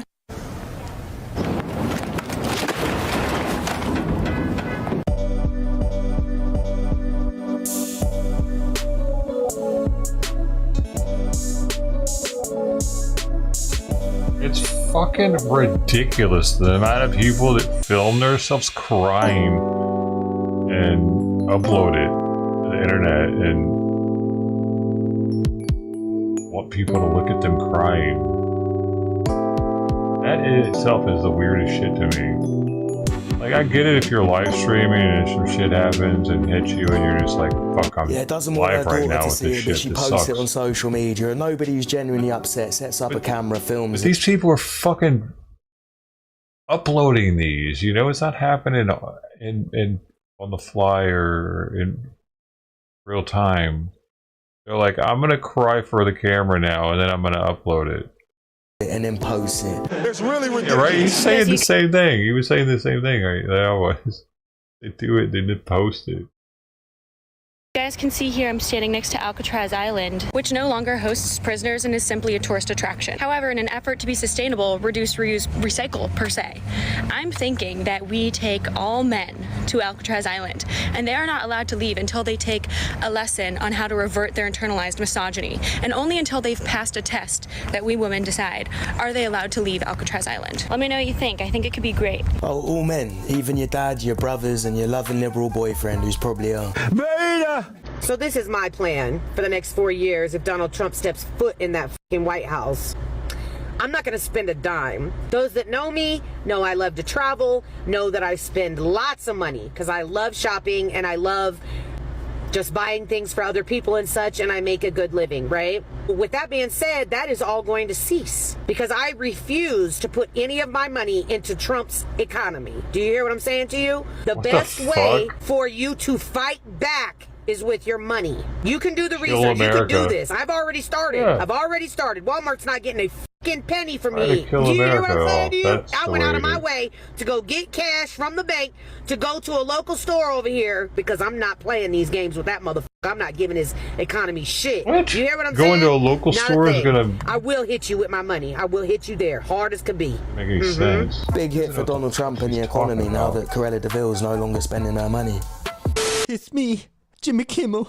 I have Jimmy Fallon and Stephen Colbert with me tonight because I don't think I can host the show alone anymore. That's right. I sold out years ago and I'm a coward. We're here to support our friend Jimmy. So as you know, Trump. Oh, jeez, Jimmy. It's okay, buddy. I sold out years ago and I'm a coward. I just need to say it. We told you so. We told you so. We told you so. We told you so. Just about everything. Everything that's about to happen, we told you so. We were like, hey, it's going to be bad. They're if he comes weird. back, he's back. It's already getting bad. We told. Say it with me now. I think it's disgusting that we live in a country where women cannot even go out and jog by themselves without them having to worry like, oh, am I gonna get murdered on this jog? Is there a man in the bushes looking at me like I'm a prey? What the fuck are you talking about? Oh yeah, because that's what most of us men do. We hide in the bushes and we wait for TikTokers to pounce on. The fuck is it? We're sick of the trans ideology being shoved down our throats, and it's an attack on women and children all over the country. It's been reported that you said you'd get into a physical altercation with a biological male if you saw them in the bathroom. Would you get into a physical altercation with? How is that reported? How is that reported? How is that reported? It's been on social media that was. So how is that reported? I'm just wondering if you would get into a physical altercation with. I shouldn't McBride, have should to, you see- but I shouldn't have to do that. No woman should have to. Look at all the female athletes that have had to compete against men. You know, there's a volleyball player that has brain damage today because of a biological male spiking a ball into her head. Should any woman have to endure that? So if you're going to ask stupid questions like that, don't advocate for ill men pretending to be women invading our spaces. You're a woman yourself, and you shouldn't accept in your bathrooms. blonde lady spitting facts, but I can't lie, I'm a bit disappointed that I can no longer put these bets on, because I was winning big. When a biological man's fighting a woman especially. Tell him to bring me my money. This is for President Biden, Vice President Kamala Harris, and all the Democrats that are in office. Do something. Stop this. You tell us for months what a danger this man is, and now he is proving it to everybody, and you guys are nowhere to be found, and nothing is being done. People are demanding a recount. People are demanding something be done. We stood by you, we did everything you asked us to do, and then you just conceded and disappeared. And now we are all facing the hell that is coming. Nothing that we can see is being done about this. Nothing. You need to do something. Because this is our lives. What do they on the think line. is on the You want line? democracy? Fight for it. Fucking We're crazy, doing what we dude. can. We don't have the power. You do. Fight for it. Fight for us. We deserve it. You know, definitely. Are you done? Because they don't give a shit about you. Kamala and Joe are probably somewhere laughing and counting their pennies like Jake Paul and Mike Tyson. Joe's trying anyway. I just received an email of somebody who wants flowers for their Yay Trump Won celebration. And I want to make it perfectly clear. Absolutely, in no way will I support that. The glasses are In no fucking way. hideous. Evidently, this is a past client, a parent of a past couple. He asked me if I'm willing to alienate 50% of the population of potential customers. Yes. Yes, I am. That's how strongly I feel about this. I won't do business with people who support the president-elect, and it is because I need to create a safe place for me, my staff, and my family. Well, if you go broke, you won't have any safe places, you donut. This is already the most sad holiday season I think I will ever experience. Solely for the fact I have made the decision for myself and my fiance and our child to skip out on family holidays with my family that voted for Trump. And while I know this is the right decision for myself and my family, I have been depressed the past 10 days. Like, this is truly gut-wrenching. And it's not the fact that they are Republicans. It's the fact that they voted for Donald Trump, knowing who he is and what he is capable of. And I'm mourning the fact that my family are educated white people, and they still voted for him. That makes this even worse. What do you mean by that?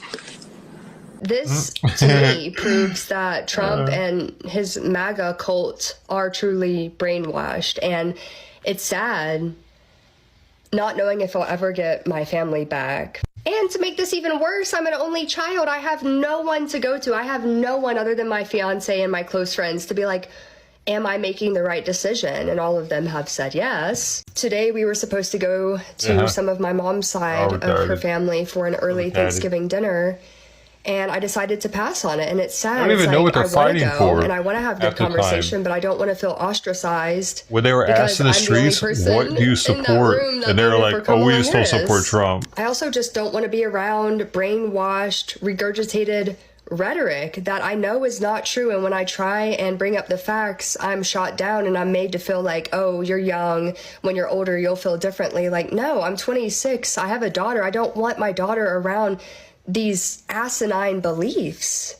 So if you are taking a rain check and avoiding family dinners or holiday celebrations this year because of this election and the results, you're not alone. It's so funny watching these Muppets try their hardest to virtue signal and not sound racist and end up sounding more racist. And how dumb do you have to be so brainwashed that you end up disowning your family?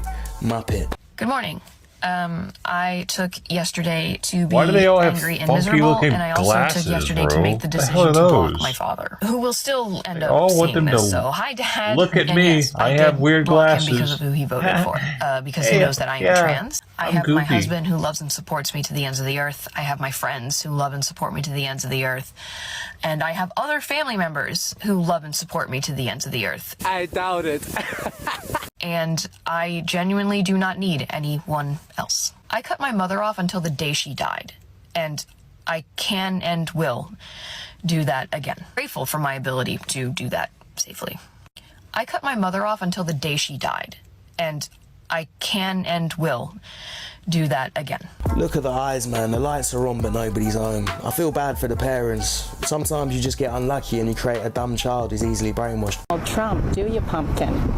I have a great idea. Show up to Thanksgiving with a shaved head. More weird glasses. And see what happens. You get extra points if you consider yourself a daughter of an American dad. Ooh, that would light his ass up, wouldn't it, babe? Because American dads have never really been given the room to adequately express themselves, it makes them real mad when you do for yourself. Even grumpier when you do things that are outside of what is acceptable to do with your appearance, like shaving your head. Other dad mad options would include getting a tattoo on your face or your neck or even your hands maybe. Ooh, or a facial piercing. That'll really set him off. If you're in my area between now and the 1st of the year and you would like to shave your head before you go home for the holidays, I'll do it for you for free. I love doing shit like that so much. I even want to help you on your dad mad journey, cutie. You want to bring others down and help them feel as miserable as you are to make yourself feel a little bit better and a little bit less lonely. That's all it is. Hi, this is the series about cutting off your Trumpy family members. Why do you need to be perfect? Why do you need to consider everyone's feelings and make sure everyone is okay in the situation and watch what you say and say it perfectly and say it right, while they get to say whatever? They get to be racist, mean, awful to you, not respect your boundaries. Maybe at least they get shaved to say first. whatever, do whatever, never consider your feelings. Why do you need to be perfect and they get to do and say whatever? Does that sound fair to you? Looks like a completely mentally stable person that you should definitely take advice from. You're adorable. So you still haven't gotten it yet. It's not just that we're divesting of you socially, we're divesting of you financially as well. See, we know why most of you took down your Trump signs after the election was passed, so that you could hopefully not be identified by us. But we were keeping track the whole time. Not only are we divesting ourselves of you socially, we're divesting of you financially. An economy doesn't work without people actually investing in it. The conversation is over. This guy looks like Mr. Beast's weirder cousin, except he ain't got shipped at free time. We'll call him Mr. Least. Hardest part that I'm reckoning with right now is that staunch Trump supporters voted for him on the basis of lies and misinformation that was fed to them. The days of respectability politics are out the door. If I hear one more person say, who you vote for is your right and you don't have to tell anybody and it's none of your business, those are not the days we're living in anymore. They don't know what Trump's policies are. They are that misinformed, and that is so frustrating to me. It's all lies. It's all lies, and they voted based on lies, and they refuse to acknowledge it. Keep telling yourself that, darling. I will never forgive them. I will never, ever forgive them. I am a social worker, and I work with immigrants and transgendered folks. And today I'm going into work, and I have to look those people in the eye and tell them I do not know. I don't know. I don't know what the future looks like for them, and that's terrifying. It's terrifying that a Muppet with barely any social intelligence is a social worker. No, I'm not coming to Thanksgiving. No, I'm not coming to Thanksgiving. No, I'm not coming to Thanksgiving. Why? Because I'm not coming to Thanksgiving. Why? Because I'm not coming to Thanksgiving. You know why. It's probably the best news her family's heard all week. Best Thanksgiving present she could have given them was not turning up.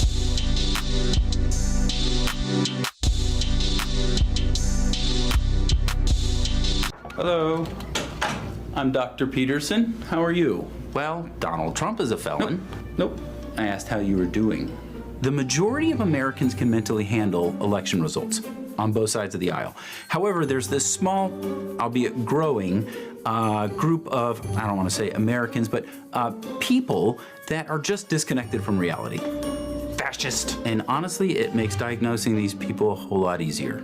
I just check their social media.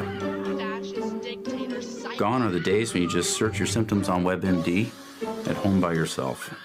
Now they record their symptoms and post them for the world to see. The haircut is also a dead giveaway. So, what brings you in today? Oh, I don't know. Maybe it's the orange democracy-destroying, Putin-loving dictator. All right, so mental illness. They are completely blind to the fact that their absurd actions and ideologies were a big factor in their party's loss. Let me ask you this. Do you even know what democracy is? Follow-up question. Do you know how Kamala Harris became the nominee? I know you're a deplorable, fascist bigot. Okay, neat. Not even Cardi B could save him. Do you realize what I'm going through? Yep, delusions. I am losing my right to vote? What? Where are you getting your information? Whoopi Goldberg? Well, what's the remedy, you might be wondering? Well, if you ask me, it's a history lesson in Jesus, but the pharmacy doesn't offer those. I prescribe them a brain, and I send them to tryabrain.com for more information. Well, I'll show you. I'm moving to Canada. That'd be great. And I'll be shaving my head. Oh, that's... no. And one last thing. I'm going on a strike. Your loss. I'm on a strike. I like this guy, he's a great doctor, but these people are too far gone and they all need Michael. Stop it. Get some help.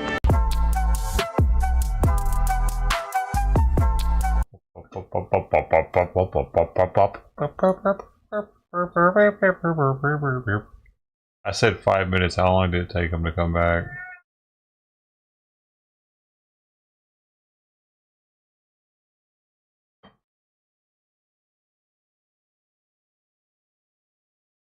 The left is totally off the rails. Is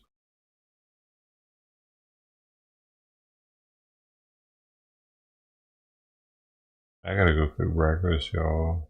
Sorry. So sorry, I gotta do that. Have any more sandwiches?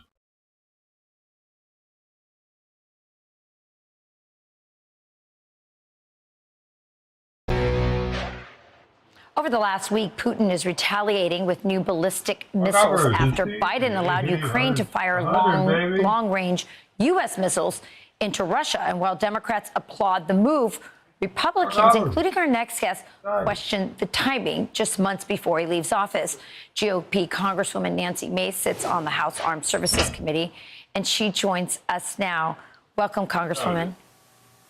Good morning. Good morning. So we've been trying to break this down and unpack this all morning long, trying to figure out why Joe Biden, at this stage in particular, would allow American-made long-range missiles to be used by Ukraine to go into Russia. Why do you think that Joe Biden or whoever is running his government at this moment would allow for this to happen at this moment during this transitional period? They're doing this because Donald Trump won. And not only did he just win, it wasn't just simply a win, it was a resounding mandate on the issue of Ukraine and a lot of other issues like illegal immigration, inflation, and government spending. And they're doing this. They'll do anything that they can to undermine Donald Trump as he enters office. And Republicans made very clear last week that this was an escalation of war weeks before Trump is to be sworn in, and he wants to de-escalate the situation. And we saw just 3 days ago Putin fire a hypersonic intermediate range ballistic missile into Ukraine. And it was an immediate escalation of war, and that is the last thing the world needs right now. Right. Where do the Republicans, I mean, I'm sure you're really familiar with where the conference is, just on this whole issue of how close we are to World War III at this moment. I mean, we've never been so close. Where is the Republican conference? I know that there are different opinions about whether we should be in the war or not. Is everyone backing Donald Trump as far as, you know, not just de-escalating, but really bringing about a peace agreement here? Well, first of all, I can tell you, no one wants Ukraine to lose. I mean, no one wants Putin to win here. But when you look at the situation with Ukraine, when you look at the way that Iran is emboldened, and Hamas and Israel, the Hezbollah, the Houthis, Yemen, the trifecta of Iran, China, and Russia, the global unrest, terrorism and terrorists feel emboldened. I think there is a real opportunity for peace, but it's not going to happen until Donald Trump takes office and can negotiate that peace with these folks, with Putin, and with Ukraine as well. It's not going to happen until Trump is sworn in. We have just a few weeks more to go, and I think everybody in the conference, and I hope that they feel this way, that does want peace overseas, that want these crises and these conflicts to end. But with his leadership, we can't do it until he's president of the United States. Yeah, so we're all holding our breath, hoping nothing happens. In the meantime, it's really unfortunate. Congresswoman, let's talk about this. You've been in the press quite a bit because there is a trans member of Congress now who wants to use the women's restroom, and you've been adamantly opposed to that. Talk to us about that. Then I want to play a clip of a very prominent Democrat Congresswoman, AOC, and what her response has been. But first, tell us your position and lay that out for us. Well, it's sad and surprising that in 2024, I have to go on TV and on social media to explain to the radical left that men shouldn't be allowed in women's restrooms, that women shouldn't be forced to undress in front of men. I'm a rape survivor, and I know how vulnerable women are in personal and private spaces. And I'm going to make sure that I protect all women and girls. And there are a lot of women out there, millions of women across the country who agree with me, but they're afraid to come forward because of the way that the radical left acts, the threats that we've been receiving, hundreds a day. It's unsafe. I've been accosted several times over the last several days by folks in public. The left is totally off the rails on this just because women don't want to be forced to undress in front of men. Right. This is about a bathroom in Congress, but as you know, there are men who are now in women's prisons and women's domestic shelters, and these are all causing women to not feel safe. Here's the response of AOC. Listen. What Nancy Mace and what Speaker Johnson are doing are endangering all women and girls. Because if you ask them, what is your plan on how to enforce this? They won't come up with an answer. And what it inevitably results in are women and girls who are primed for assault because people are going to want to check their private parts in suspecting who is trans and who is cis and who's doing what. Because she wants to suspect and point fingers at who she thinks is trans is disgusting. Okay, that doesn't even make sense to me. Can you make sense of it? No, I can't. First of all, she's not telling the truth. No one has ever said that women should drop trowel. That's really disgusting. And to say that about me, a survivor of rape and sexual abuse, it's really the height of hypocrisy. And it just goes to show that their lie, they don't want to protect women. They never have wanted to protect women, and their policies will only endanger more women and girls. And that's what I've been saying for years now, that Republicans and conservatives, we are the party of women. We will fight to protect women. We'll do a really good job of it when we're in charge.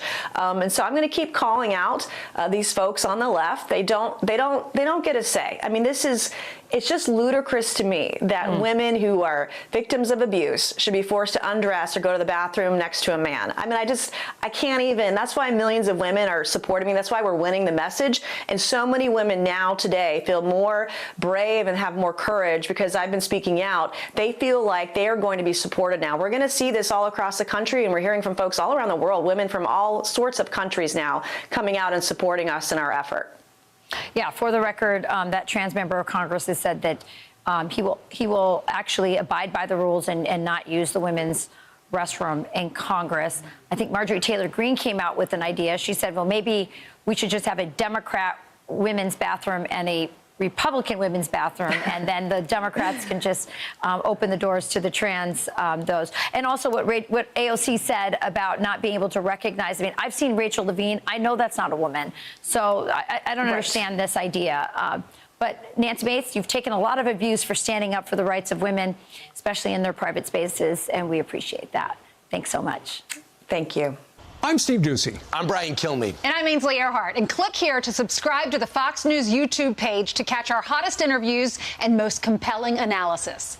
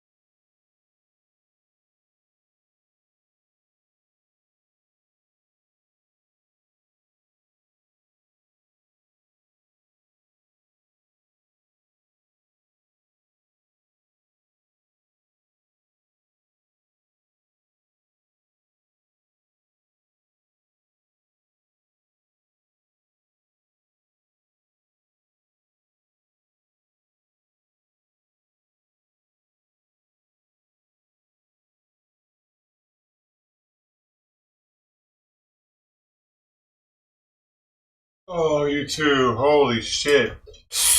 Get back. Get back. Get back. Get back. Get back. Girl. Good girl. Good girl. Good girl. Good girl. Alright. Alright.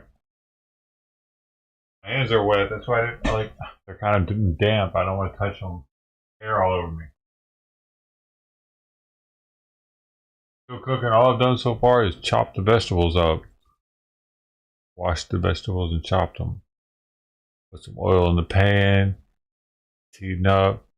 Oatmeal's done. Cook the eggs now. So I gotta put a little more content on the screen. What we got? We got anything here?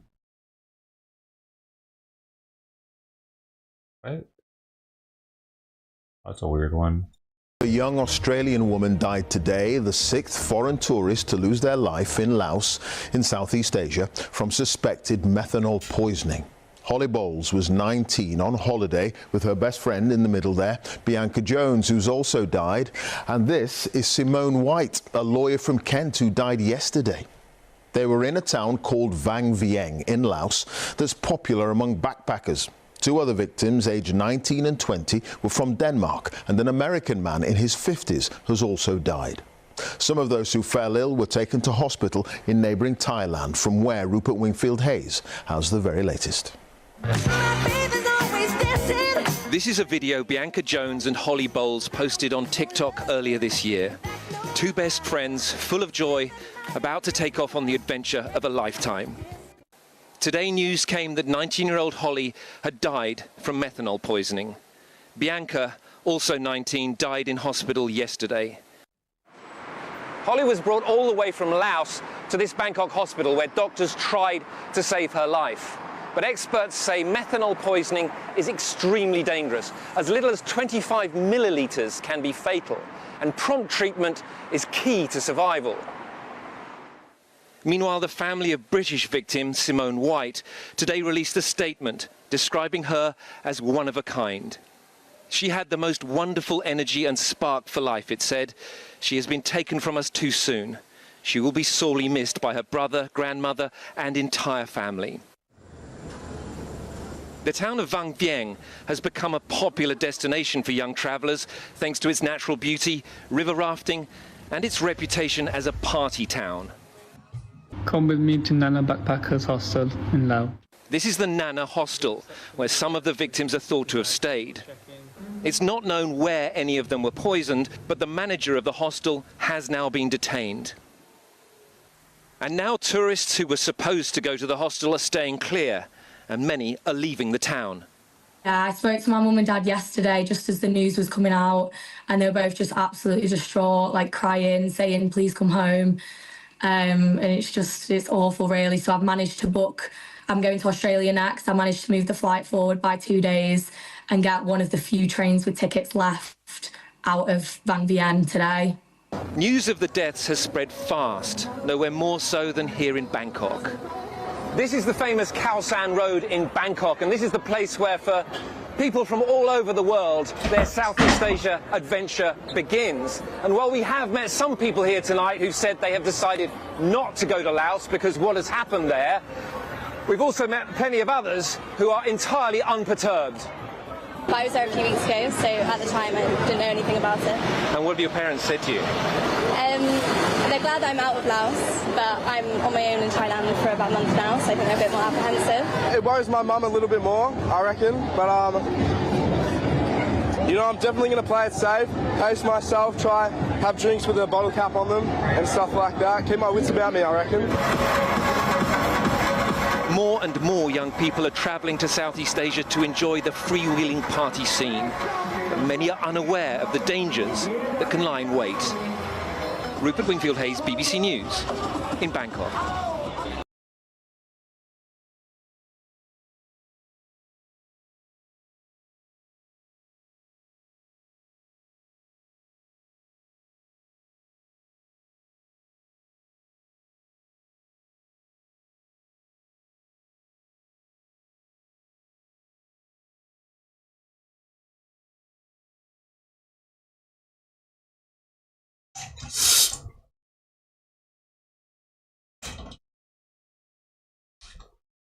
How do they do it? How do they get methanol poisoning, though?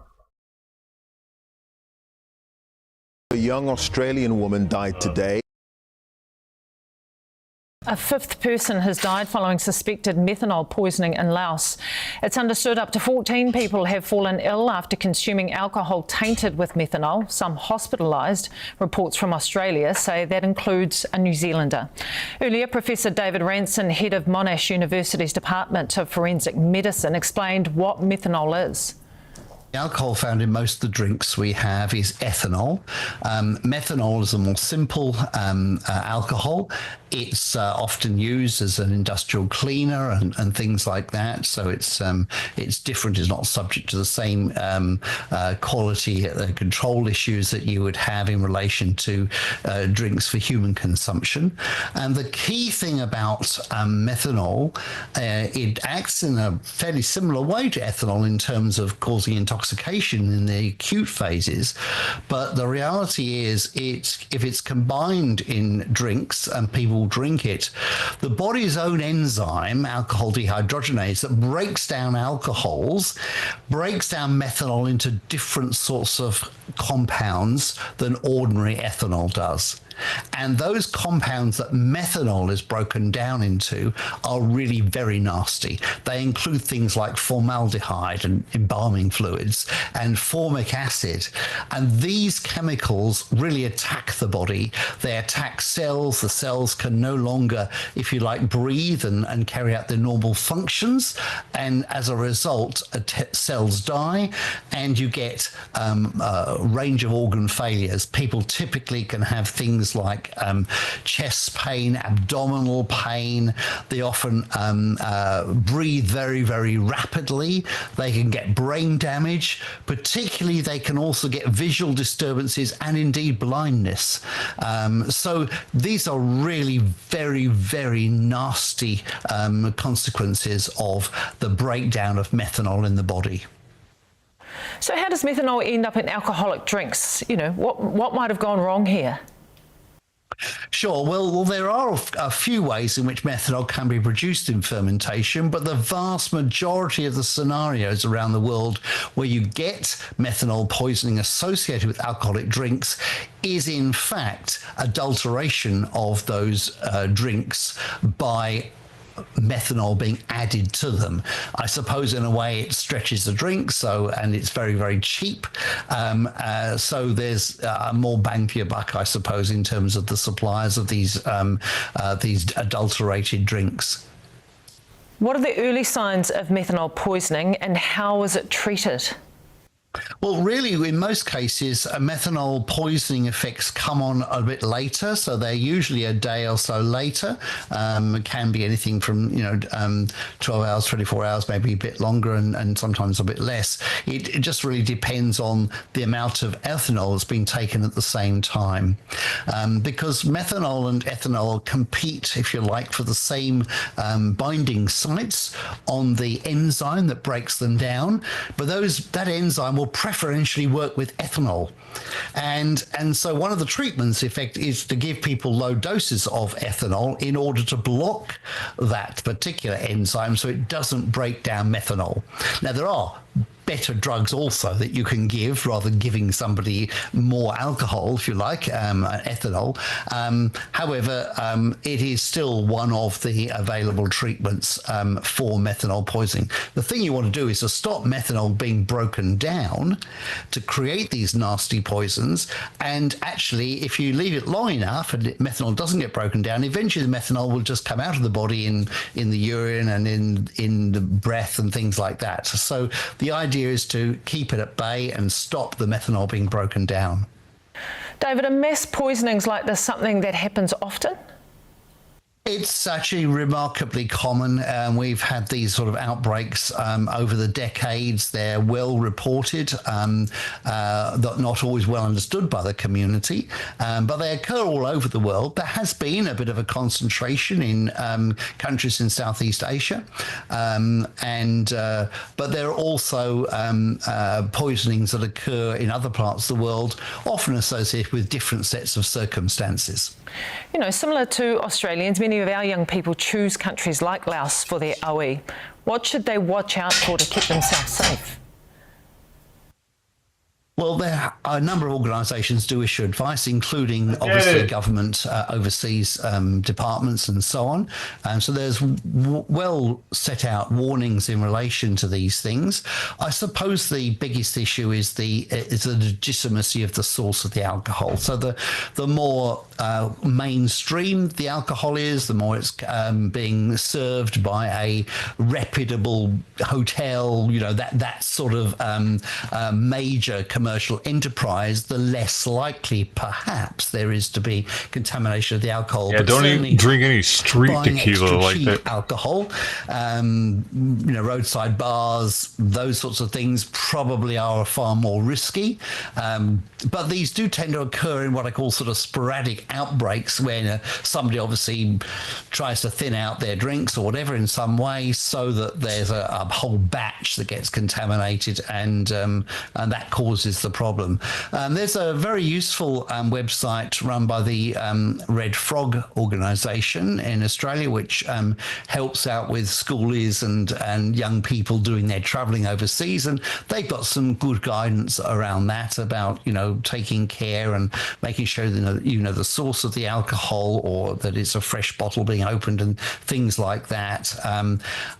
But the reality is there's lots of ways of tampering with drinks, and you just got to be very, very careful. Refill and just them. finally, is there any way to tell if a drink has methanol in it? People do it before they go on cruises. Look, I think we've covered most of the issues. Unfortunately, one of the problems with methanol is that water bottles. It's a colourless, odourless, tasteless.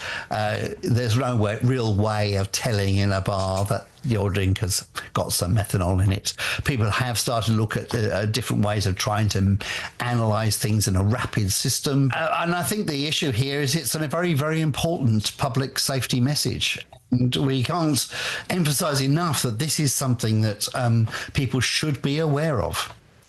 Professor David Ranson. And in a statement, a Ministry of Foreign Affairs and Trade spokesperson says the New Zealand Embassy in Bangkok, which has responsibility for Laos, has been contacted by one New Zealander who is unwell and may be a victim of methanol poisoning in Laos. It's providing consular assistance.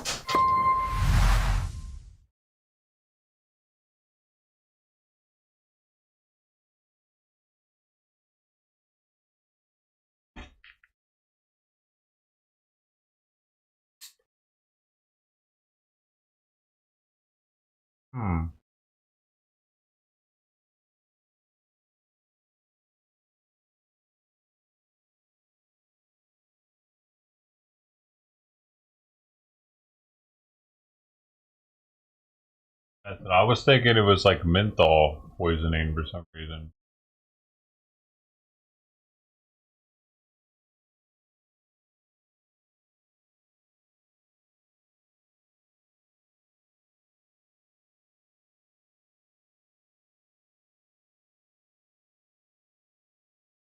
Simon, fuck off, man. I'm fucking doing something.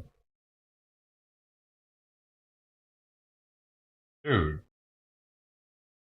Fucking cat. He's asleep. You know what I mean? Now he just wants me to open the fucking gate constantly.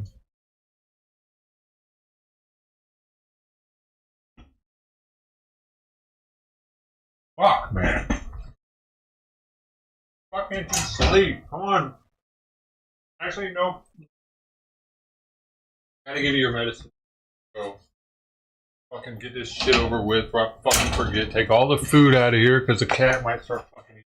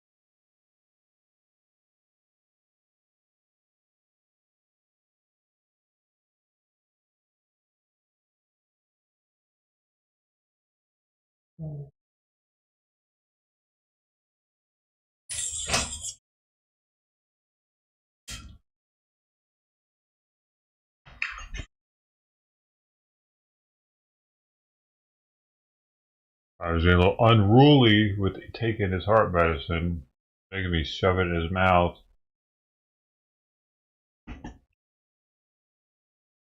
He was eating it on his own.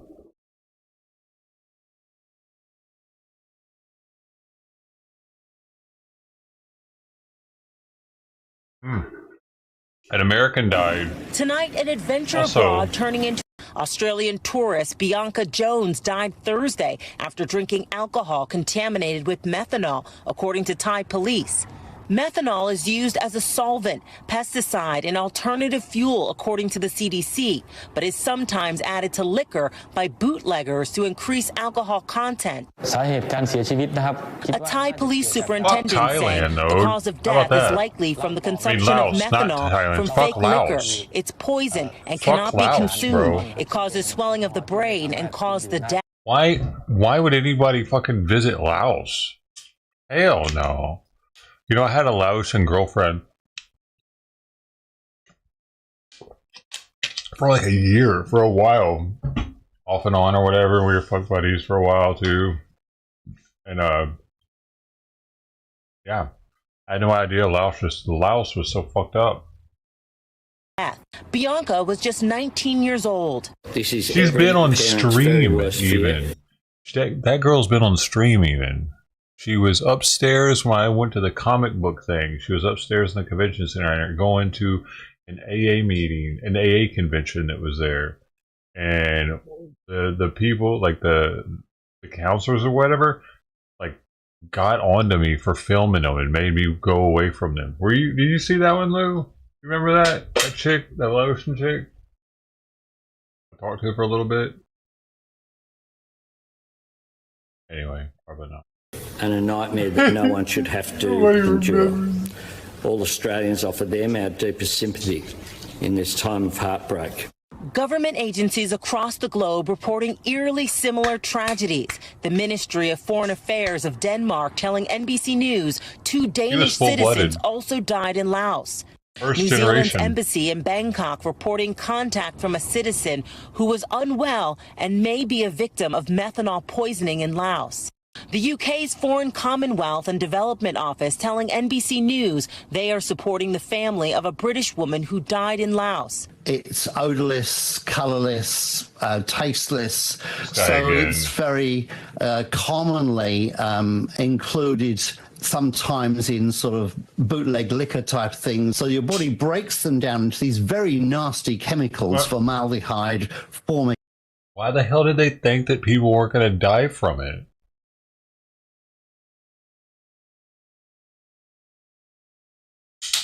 A British backpacker who drank 2 shots of alcohol at a hostel in Laos has told how she went blind after consuming the suspected methanol-tainted booze. The unnamed tourist was given free vodka at the Nana Backpacker Hostel, where 2 teens who have since died from suspected methanol poisoning were also given free shots. She quickly became horrifically ill, experiencing temporary blindness, vomiting for an entire day and struggling to breathe. She told the Herald Sun, "I just thought I was hungover. I spent the day going between my room and the toilet, just vomiting. I had my eyes closed when I was walking to the toilet because I couldn't see. I called my boyfriend and he said, please get some help. Go to the hospital." Her horrific experience came just days before 6 people, including a British lawyer, died after suspected methanol poisoning in Laos. The backpacker had the free shots just before 3 p.m, before heading out with friends for a river tubing experience. She later couldn't remember any of the events, with 3 people in her group of 15 also falling ill. Doctors had to put her on a saline drip for hours after she made it to the hospital with a heart rate twice the normal speed. The holiday maker told how she had met some of the 6 travellers who died, saying she feels so sad for Holly, Bianca and their families. The parents of British lawyer Simone White have left a touching tribute to their beautiful daughter following her tragic death. Simone was given a free shot of alcohol in Laos, Southeast Asia, which was allegedly laced with methanol. The 28-year-old from Orpington in Kent is one of 6 people who died from the apparent toxic shot last week. In a heartfelt statement, Simone's parents described her as a beautiful, kind and loving daughter. They continued, "Simone was one of a kind and had the most wonderful energy and spark for life. She was a soul who gave so much to so many and was loved by her family, friends and colleagues. Simone has been taken from us too soon. She will be sorely missed by her brother, grandmother and entire family." The lawyers' employers at London law firm Squire, Patton Boggs also paid tribute. They said, "It is with deep sadness that we mourn the tragic passing of our dear friend and colleague Simone White. Simone was a talented colleague with a bright future ahead of her and someone who epitomised our firm values. Our thoughts go out to all of Simone's family, friends and those colleagues and clients who had the privilege to work with and know Simone. She will be sincerely missed. Simone was staying in the backpacking hotspot of Vang Vieng when she died from suspected alcohol poisoning. The lawyer and around 100 other guests at the Nana Backpackers Hostel in the city were given free shots. Simone was on holiday with a friend, Bethany Clark, who is still unwell in hospital. Bethany first raised the alarm to avoid accepting the shots as she wrote, "Urgent, please avoid all local spirits. Our group stayed in Vang Vieng and drank free shots offered by one of the bars. Just avoid them as it's so not worth it. 6 of us who drank from the same place are in hospital currently with methanol poisoning." 2 other Australian friends, Bianca Jones and Holly Bowles, both 19 years old, are among those who have also died. Holly's family paid tribute to their beloved daughter and sister. They said, "She was surrounded by love, and we are comforted by the knowledge that her incredible spirit touched so many lives during her time with us." Holly's dad Sean later told 9 News, "It is with broken hearts, and we are so sad to say that our beautiful girl Holly is now at peace. We find comfort and solace in knowing that Holly brought so much joy and happiness to so many people." 2 unnamed Danish women in their 20s and an unnamed American man in his 50s are the other 3 people to have died. Since the first 6 deaths were confirmed, local police detained the owner and manager of the hostel as they continued to investigate the tragedy. The man had previously denied that any drink served at his bar could have made the tourist ill. He did say that a number of women had been offered complimentary shots of Leal vodka by the hostel as a gesture of hospitality. As police continue to look for answers, it is still unclear how the alleged methanol-spiked drinks were made. The toxic chemical is sometimes used as a cheaper alternative to ethanol, but can cause severe poisoning or death. Prescribed medical cannabis. The Australian Medical Association Queensland, the Queensland branch of the Royal Australian and New Zealand College of Psychiatrists, the Pharmacy Guild of Australia, they've all written to the TGA to express their concerns. This letter states patients, particularly those with psychotic illnesses, are suffering significant adverse health outcomes from inappropriate prescribing and use of products with highly potent concentrations of THC. I'm not going to read the whole thing out for you. You can read it on the screen because, Kel, I don't want to incur your wrath for mispronouncing it. But clearly we have a problem here. I'm not opposed to the use of medical cannabis where it is appropriate, but it is very clear that this is a system that is open to abuse. And from what doctors are saying, it is being abused. Yeah, well, look at it. It's psychosis.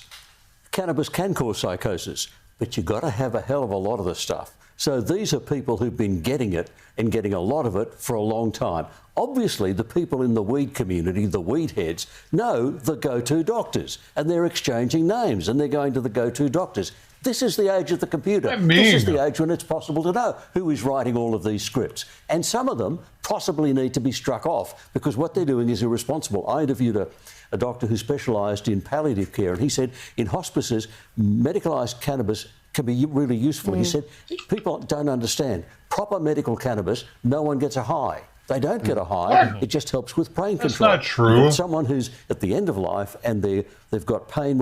Proper medical cannabis doesn't get you high. This dude's fucking... He's talking about CBD maybe, but that's the only proper medical cannabis is CBD cannabis.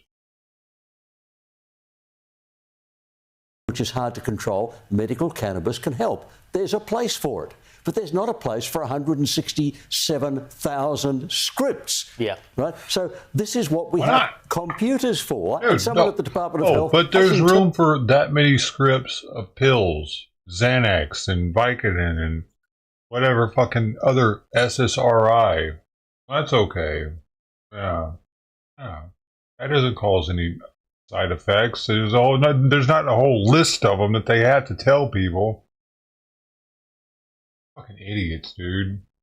Turned on their computer and said, who is writing all of these scripts? There will be a list of names. There will be... Everyone knows. Who is this looking fucking around. idiot? There are some doctors you go to if you want time off from work. You know, you can get the shit. That can happen. And these people clearly know who you can go to get the cannabis script. So you find them on the computer and you get them out of the system because they are the problem, not the users. those doctors who are abusing their position as GPs by just writing out scripts when they're probably beat you the can 7-minute totally limit. fucking tell that Australia has a Democratic ran administration right now, because this is what fucking American media looked like 2 months ago, and it's finally starting to change.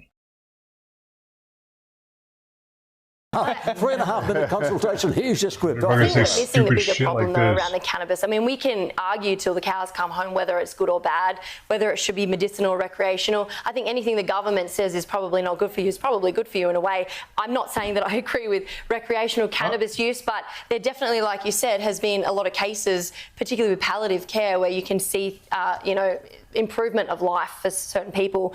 But I think that this is really scary, though. As a nation, Australians, and we should be terrified of how physically, how emotionally, and how spiritually sick we are. Look how many people are going to seek help. Like, I think, and they're all in Queensland. Because they want to smoke weed? I'm surprised. Like, don't know. What do you mean? Look at how many people are seeking help when they go to the fucking bar or liquor store. What the fuck is she talking about?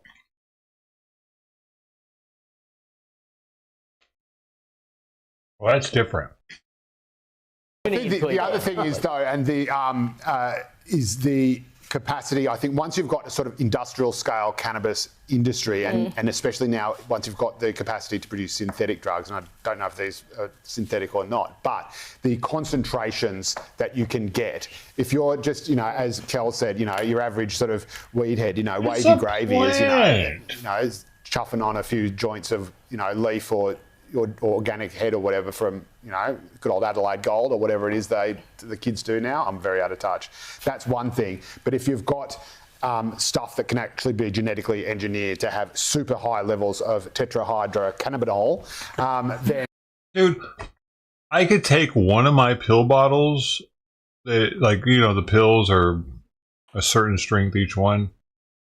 If I took 20 of them, though, I'm allowed, I could do that and they wouldn't know, I wouldn't do that because that'd be really stupid. But, that's way more, and could kill me, that's way more dangerous than strong weed, man. Weed has been with us since the beginning of time. These other pills and shit haven't. We don't know how it's going to affect our mental. We have an endocannabinoid system. The only reason it's there is to detect THC and other cannabinoids. Are you serious? How are they so separated from reality? Well done. Here we go. Showing off. Josie, showing off. You need the lecture, Lou. This inside knowledge from fucking Australian. Years ago. But I think that is the problem. And so you can have people who think they've got a certain level of resistance to cannabis, and even if they're pulling the wool over their eyes and they're just using it recreationally or whatever, but then they get something like this that is super, super strong because it's been industrially conditioned to be as strong as possible and efficient as possible, because that's what you do if you're in industry. And then you have that, and that's when suddenly your mind is blown because you're having a super, super strong concentrated dose of something you thought you were going to. It's the same with all other drugs, heroin, that's why you have overdoses. A lot of the time they get cannabis and lace it with another drug when they don't get high off it, and then you get addicted to the other drugs. How drug dealers get... Well, don't even bring up the fact that there's no overdosing on weed. Yeah, you might puke if you crossfade. That's different. And you might go into the spirit world if you take edibles a little too much. That's not ODing, though. That's tripping out, man. Just don't even bring up that you can't OD on it. Kids hooked, especially. Yeah, so I reckon that might be the secret, the little secret. But we live in a society where we overdiagnose people. Every second Gen Zer has some disorder, and we also we don't only overdiagnose, we overprescribe. It's not just cannabis; it's all pharma. And I think, like I said, this is a symptom of a far bigger problem. And I think if we address the bigger problem, the cannabis thing probably wouldn't be as big of an issue. They should do what they did in previous. Fix your country, maybe. It's full of retards that are running it. How about you stop voting for idiots and people wouldn't be so fucking depressed? generations and just get drunk. Yeah, I agree. That are irresponsible. Yeah, correct. That's right. So and the computer will tell you who they are. You can do something about them. Yeah, and something should definitely be done about that. Your country, man. You gotta take it back, dude.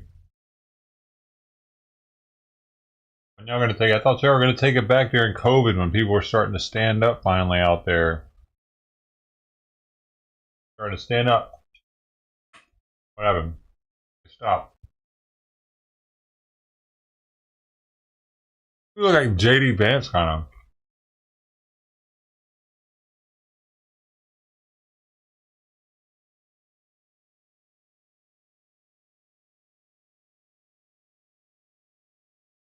Police are asking for the public's help in tracking down the driver who took the life of an innocent teen in a possible road rage attack. Fox 11's Chelsea Edwards live at BMO Stadium with more for us.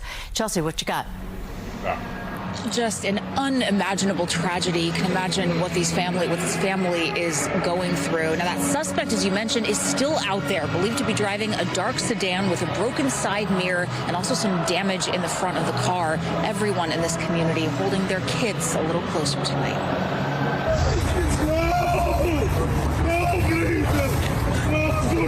You hear the parents crying over their dead son's body, and as a mom, all I could think is it could.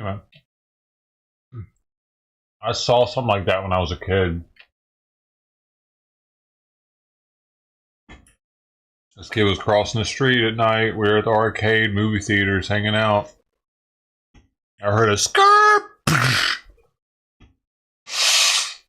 He's dead instantly. Both of his shoes were knocked off. I was probably like 14 or something, 13, something like that. He was younger, like 10. It was Justin. Yeah, the blood on the road was like an inch thick coming out of his head. The life flight showed up. The life flight was on the ground when the dad showed up, and he instantly buckled at the knees when he saw his son. That was fucking crazy to witness that shit at a young age, I think. We were so close to it. It wasn't like we were far. We literally heard it happen and were able to walk right up to it. The cops weren't there yet. Like, he was in the road, the shoes were there, the truck was there. Long skid marks. He was speeding his ass off. I could tell by the skid marks. Yeah, I mean, it took a while for the cops to show up, of course, and actually it was crazy. Everybody heard about it in town. Of course.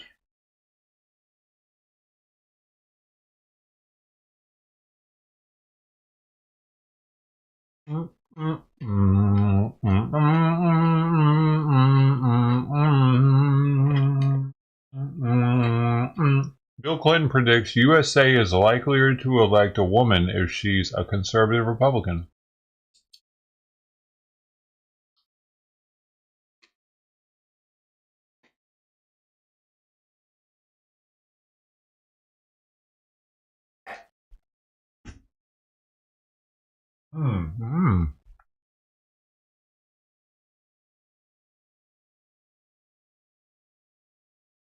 Oh, man.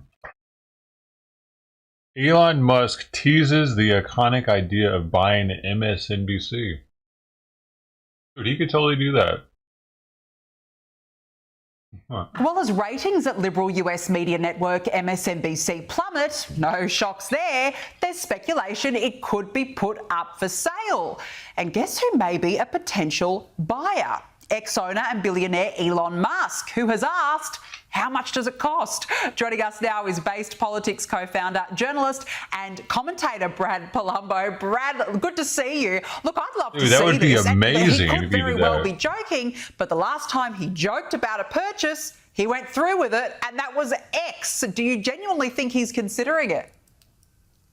You can never know with Elon Musk. He's as unpredictable as anyone can be. And I think it would be absolutely brilliant if Elon went and just bought MSNBC, if not only for the mass resignations and meltdowns on camera it would surely bring about. I mean, their tears would be delicious after years of watching them and seeing them insult everyone who disagrees with them and kind of mislead the public, to see them kind of get their comeuppance and have to report to Elon Musk or pack their bags. Joe Rogan a program that would be iconic, but really he couldn't do much of a worse job of running the TV side of that network, because they're bleeding viewers and listeners. People have really feel that they've eroded their credibility and their trust. They're so hyper partisan and toxic at times. And I will just say, I am available if Elon is looking for a new primetime host. I can be negotiated with. So, Elon, maybe go through with it and then give me a call. Brad, you're quite right about those who think it would be a terrible thing. MSNBC should be so lucky as to have Elon Musk invest. It might save their jobs. Olympic champion Carl Lewis is the latest celebrity to throw a tantrum over Trump's election victory. And he's done so by declaring he's no longer going to be posting on X. Lewis made the announcement on Twitter, ironically, saying, "I've made the decision to leave X at the end of November. You can follow me on Blue Sky. It's clear that this site and its owner have no interest in my shared humanity, so there is no reason to use it." What made me laugh, Brad, was that just a few days earlier, Carl Lewis, who's so committed to shared humanity, that he retweeted a message saying, "I can no longer be friends with anyone who voted for Trump this time. I don't care what their excuse." Brad, these people aren't committed to free speech or diversity or inclusion or democracy. They just want the whole world to be an echo chamber in which their views are never challenged. They really do, and it's honestly pitiful and pathetic. You don't need to announce that you're quitting a social media platform, first of all. That is so dramatic and so narcissistic and attention-seeking. No one cares. No one was eagerly waiting with bated breath for your next post, dude. Like, you're famous for being an athlete, not because your words of wisdom on X bless America every day. And I'm so sick of them pretending that disagreeing with them is denying their humanity. It's not. And also, you seem to have very little problem denying dignity or the humanity of people who disagree with you, if they're Republicans, independents, moderates. If they're not all on board the left-wing social progressive train, you have no problem denying their humanity, calling them every name under the sun, wanting them canceled, throttled, shut down, silenced, denied their rights. I'm so sick of this. Just like the celebrities announcing they're leaving our country, good. Delete your account, don't come back, leave, take a one-way ticket. Seriously, there's so many people all over the world who would love to be Americans and love to have the freedom of speech and the basic rights that we take for granted here. I just have so little time for people who take it for granted. Please, don't let the door hit you. 100%. See you later, Charles, I say. Now, after a thundering defeat, Kamala Harris is now on vacation in Hawaii. Have a listen to this. To Hawaii while DNC staffers are just wondering what they're going to do for work. The vice president has taken time off to go spend time with her family. I don't think there's anything wrong with that. I think she deserves some time to be with her family and to have some downtime. She has worked very hard over the last 4 years, and her taking a couple of days to be with her family, good for her. Brad, there's been some criticism about the optics of this, given hundreds of Democrat National Committee staffers were laid off following the election result. Is this a bad look in your view?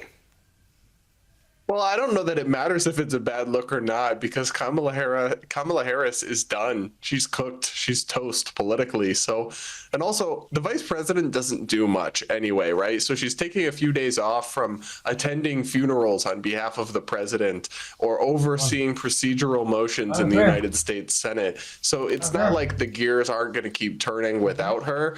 I tend to think the further away she is from the halls of power, the better. So I think she should take a vacation from now until January 20th and then forever after that, a vacation from politics. But in seriousness, I mean, it doesn't surprise me. She totally bombed and destroyed this campaign by making some of the most ridiculous choices, just passing up the opportunity to go on Joe Rogan and reach millions of men and independents and moderates, the very people who lost her the election, being fake, having dozens of different positions on the issues, no one knowing what she believed, cackling randomly like a hyena, unprovoked at the most bizarre times. She deserves a permanent vacation from politics because this isn't her thing, and it's crazy that she ever got this far along in our political system in the first place, honestly.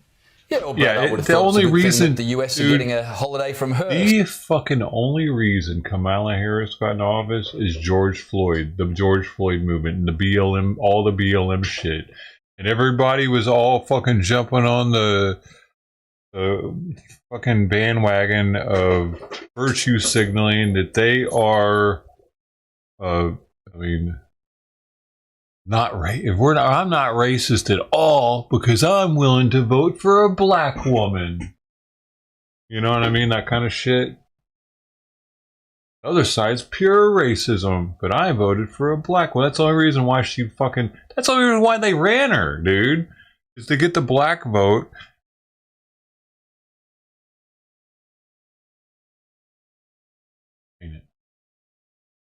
I think it is.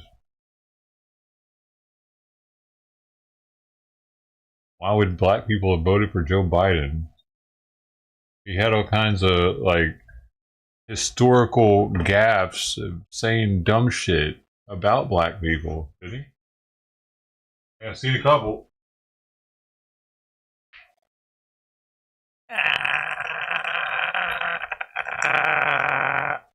I know he would have to crack dealers and shit at one point. So, like, he was, because that song we listened to,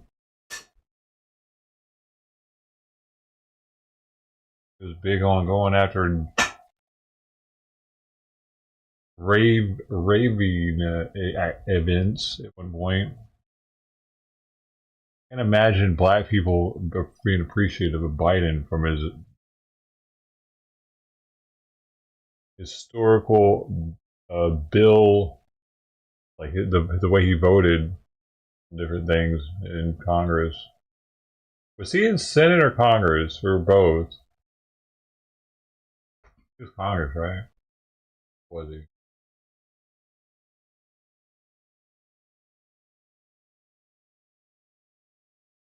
They do, man. They have for like the past year allowed weed in Thailand. Legal there.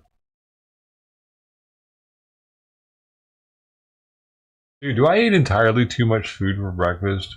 4 large eggs, half a cup of oatmeal, and a big ass bowl of vegetables.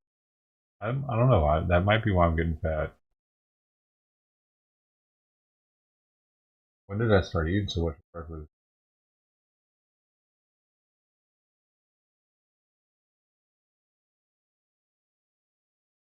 Oh,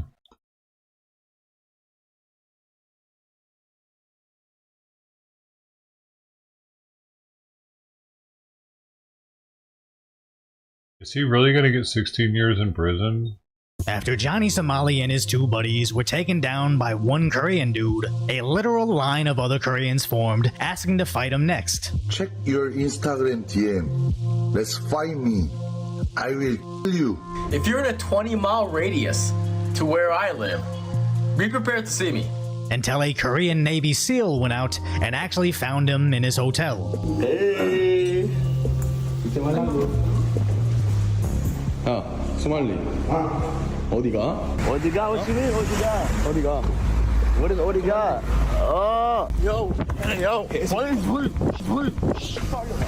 And now YouTuber Rotten Mango decided to cover the incident. But to explain the significance of this is on YouTube, she has nearly 4 million subscribers, with 1.8 million views on this video in the first week. And even though I've seen similar numbers recently, Rotten Mango, or Stephanie Sue, is in the top 100 on Apple Podcasts, and even ranked number 17 on Spotify with the 2nd most watched true crime podcast. So even though me, Asmon Gold, and Abba and Breach have received millions of views covering Johnny's descent into internet obscurity, we all kind of sit under the same umbrella online, sharing much of the same audience and repeated viewer. But Stephanie Sue in the Rotten Mango podcast introduces Johnny's crimes against Korea to millions of other more offline people, which is only going to apply further pressure to the Korean government to do something very uncharacteristic and absolutely throw the book at an American, as something like 16 years in prison is on the table. And although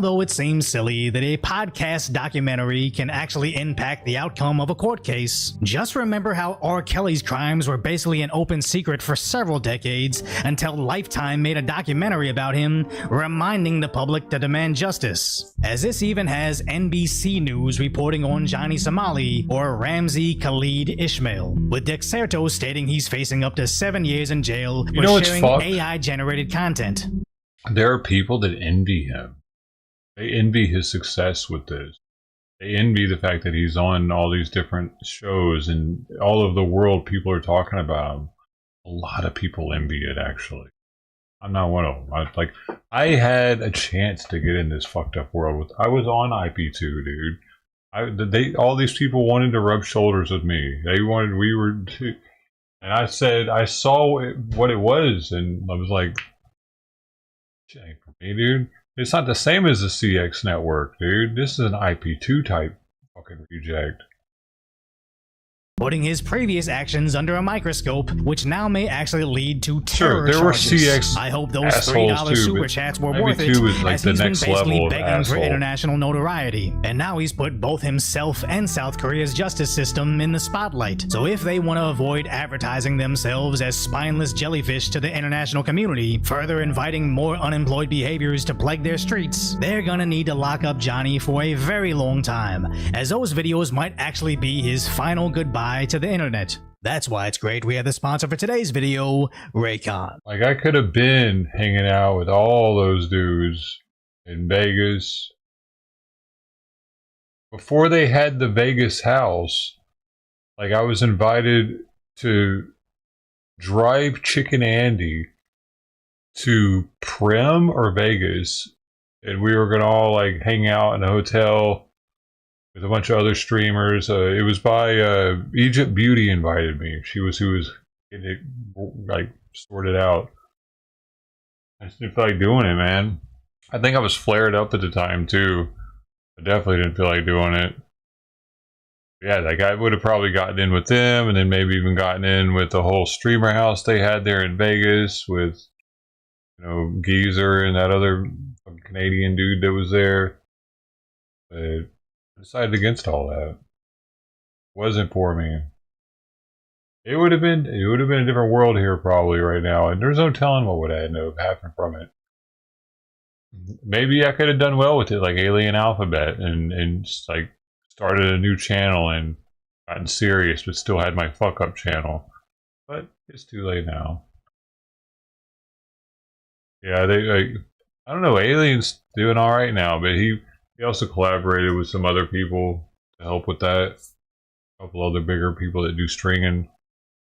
.com/decoy voice today and get up to 30% off site wide. That's up to /decoy live streams. So he switched to live streaming inside what. Because remember, like, she pissed me off because I was gonna go get a ski mask high as shit. I took like 3 El Bluntos and a bunch of pre-rolls with me to Hollywood, and I was walking around, I think with the live view even, and she come and swooped his ass up and left with him somewhere as I showed up to Hollywood and was gonna go walk and go find him. I was getting word in the chat that Egypt motherfucking beauty just swooped him up, and then like they told her, I guess, and that's why she was like, I guess she felt bad, and she was like, yeah, well, let's get him involved, let's get him up here hanging out. I think that was before I was even on IP2. I can't remember now. Was I on IP2? I might have been. Probably. Sugar Mama. was literally being hunted during his live streams. Whatever she's so up to he now. switched to live streaming inside what appeared to be an empty room until internet sleuths caught a brief glimpse of a blurry pizza box that locals were quickly able to identify. And as he tried to antagonize the Koreans even further, they caught a reflection of the room off his cell phone, identifying a particular exit sign and an internet cafe monitor, as the chat filled with messages stating they knew where he was staying. As shortly after that, that Korean Navy SEAL found him in the street. But luckily for Johnny, the local authorities were nearby to rescue him. My hat. 자, 이쪽으로 오세요. Arresting the Korean UDT SEAL that showed absolutely no remorse. And to my understanding, that guy had his bail, luxury hotel, and upcoming legal fees crowdfunded, as he's basically seen as both a local and international hero, just as I predicted would happen years ago. So being afraid to live stream anything but audio, he's resorted to essentially hosting conference calls on X, as these could barely gain a couple hundred listeners, which is a huge drop off from his thousands of video views and the millions of people who would tune in to see him find out, which again was another one of my predictions, that he would slowly slip into internet obscurity, as he provides nothing of value other than internet fame and fortune for whoever can find him in the streets, or for insanely famous podcasters to make thousands if not tens of thousands of dollars off of, as I imagine she'll get at least 3 million views, showing a new side of the internet, exactly why he's despised by everybody else. And he starts stripping off his shirt. He's trying to dance all up on this female figure, rubbing baby oil onto her, and the Koreans are screaming at him in Korean. And to make it worse, that statue is supposed to be of a kid, which may make his dance a much more serious crime. So at least to Johnny Somali, worst case is he streams that garbage to a couple thousand people on the shadiest streaming site online and nobody notices. And best case, I guess, is he's featured on the #2 crime podcast in the world. Then the mainstream news media picks it up, and now you're going viral for making a video doing very suggestive things to a statue of a kid that was specifically made to commemorate how foreigners committed crimes against kids. So he thought he was being funny to idiots online when he was really reopening one of the most sensitive issues in South Korean history and now making it about him. And speaking of sensitive political issues, after he was streaming alongside some girl, recording himself vandalizing another guy's home, Johnny later displayed to his live stream AI-generated videos of him hooking up with a female streamer, which violates a brand new bill specifically made to charge people with those videos up to 7 years in jail. So some Korean politician is about to boost their entire career off this incident, as there was never a worse time to be this ignorant to local laws. And I don't think Johnny's intentionally speedrunning going to prison, but if he was, I don't think he would do anything different. As Dexerto previously reported, he was facing 10 years in jail, which started from his first charge of causing a commotion in a convenience store that in comparison was one of his more milder offenses that he recorded himself committing. Stupid. You Chinese. But just like in Japan, he'd been bothering their citizens for a while, until the authorities arrested him over something simple as trespassing into a construction site. Now the Japanese made the mistake of letting him off easy, believing his lies and just deporting him. And the citizens are already seeing the effects of allowing foreigners to completely disregard your culture, which is why I think Korea has to absolutely throw the book at him, as not only did the entire world see some idiot twerk and pour baby oil over a statue of a little girl, but also violate a brand new law specifically made in response to public outrage over deepfakes. This case is becoming so high profile that if they don't imprison him for at least half a decade, they're basically broadcasting not only to Koreans, but the entire world that their laws actually don't mean anything. And other streamers know this, as Legal Mindset is begging people to come forward. For example, the people that he sexually harassed, you need to go file a complaint. Right now, the system looks at how many charges are there. If this guy gets 10, 20 charges against him, he's screwed. As the convenience store wasn't the only place he bothered workers, he also bothered other streamers. He bothered random buskers. He and his stupid Korean friend bothered random girls in the streets. Hey girl, you want me on stream? My first stream. even following them into stores. Why did she run back in the store? Bro, well, I'm gonna crash out. I'm gonna crash out. This your friend right here? And shouting at old ladies just begging for change. Get lost.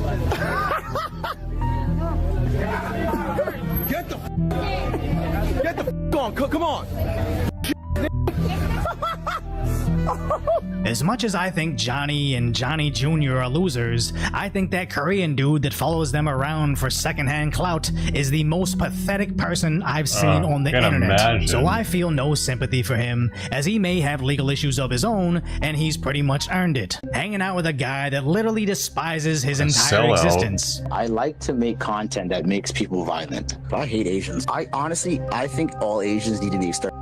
Somebody please put this on the news tomorrow. Which this too turns out to be a crime in Korea, punishable by up to 7 years in jail. On top of the time he went into their subway system, broadcasting that he has a device.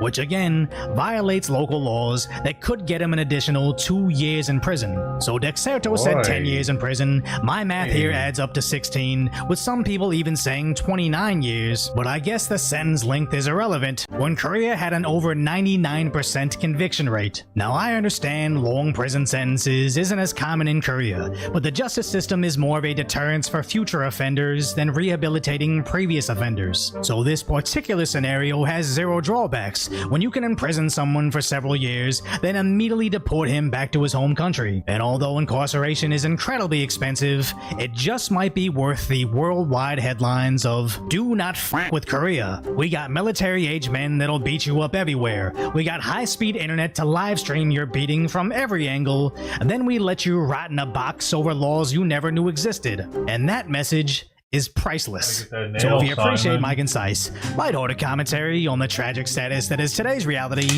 hopefully I've earned your subscription, then go check out the video on exactly why you need to protect your country's culture before it's too late.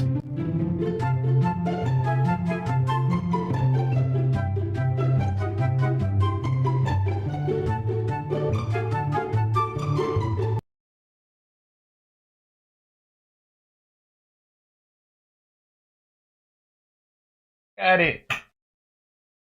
Got ya, boy. Got ya, boy.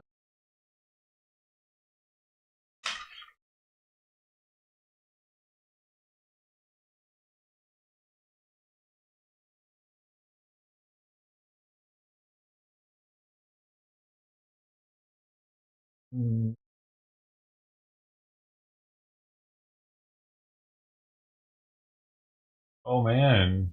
Oh, hope it gets better, Mark. Crazy. Oh, getting mixed up with SJC? Yeah, that almost happened. Yeah, but hanging out with him for 30 minutes, I could see that dude was a shithead.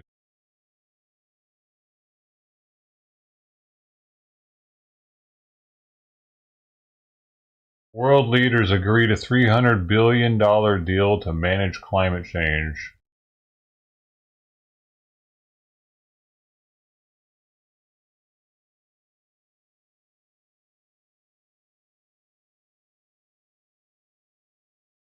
Beef.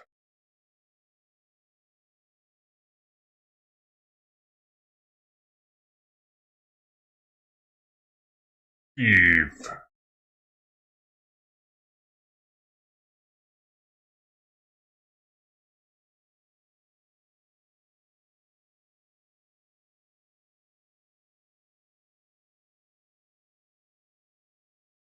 Beef.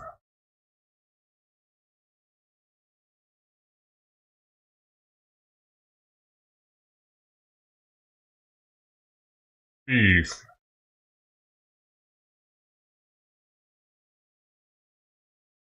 Beef, beef. Beef, beef, beef. Beef.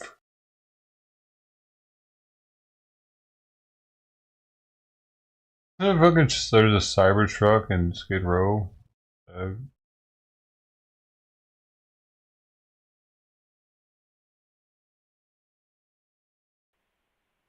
Oh, you can't rewind the Skid Row stream? That's kind of whack.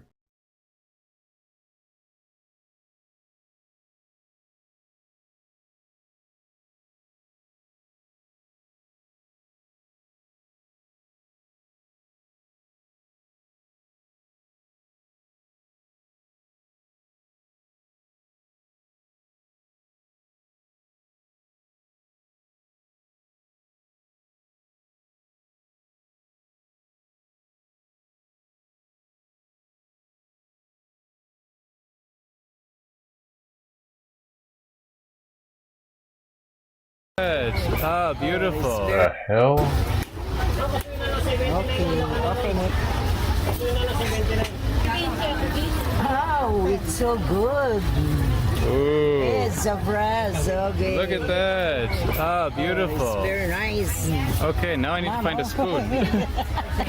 This, everybody, is macapono. And you can see in there is no water in this coconut. It is full of gel. What? This is a very, very rare and interesting fruit that I've been wanting to find for a really, really long time. And I finally got my hands on it. So I'm in Manila right now, in the Philippines, and I came here with just one thing to find, this. And the first place I looked, I literally got off the plane, got into a cab, and then went to a farmer's market. I walked through the entrance of the farmer's market, and it is the first thing that I see. These are rare. These are really hard to find. Even a lot of people who live here have not had this. There are a lot of things that use this. There are macapono that you can get in a jar. You can get certain sorts of sweets that use this, but getting the actual fresh fruit is really hard to find. I got really, really lucky. I don't have a lot of times. I actually was pretty much expecting that I wouldn't find this, but literally the first place I go to, the first thing that I see is this one right here.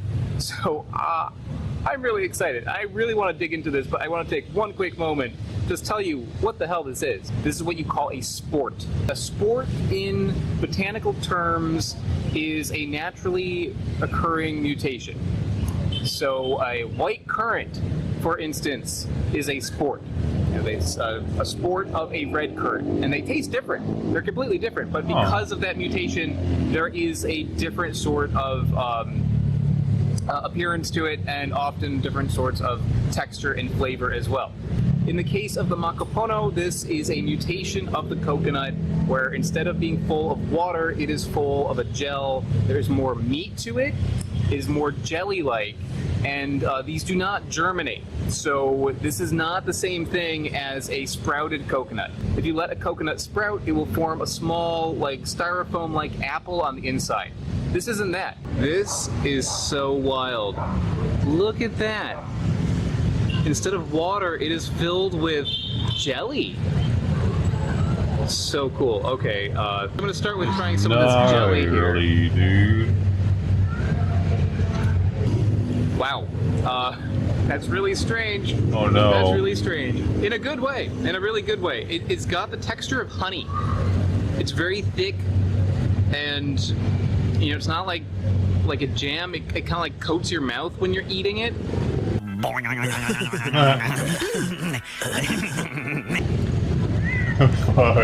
I know the comments are going to have a field day with this, but it's true.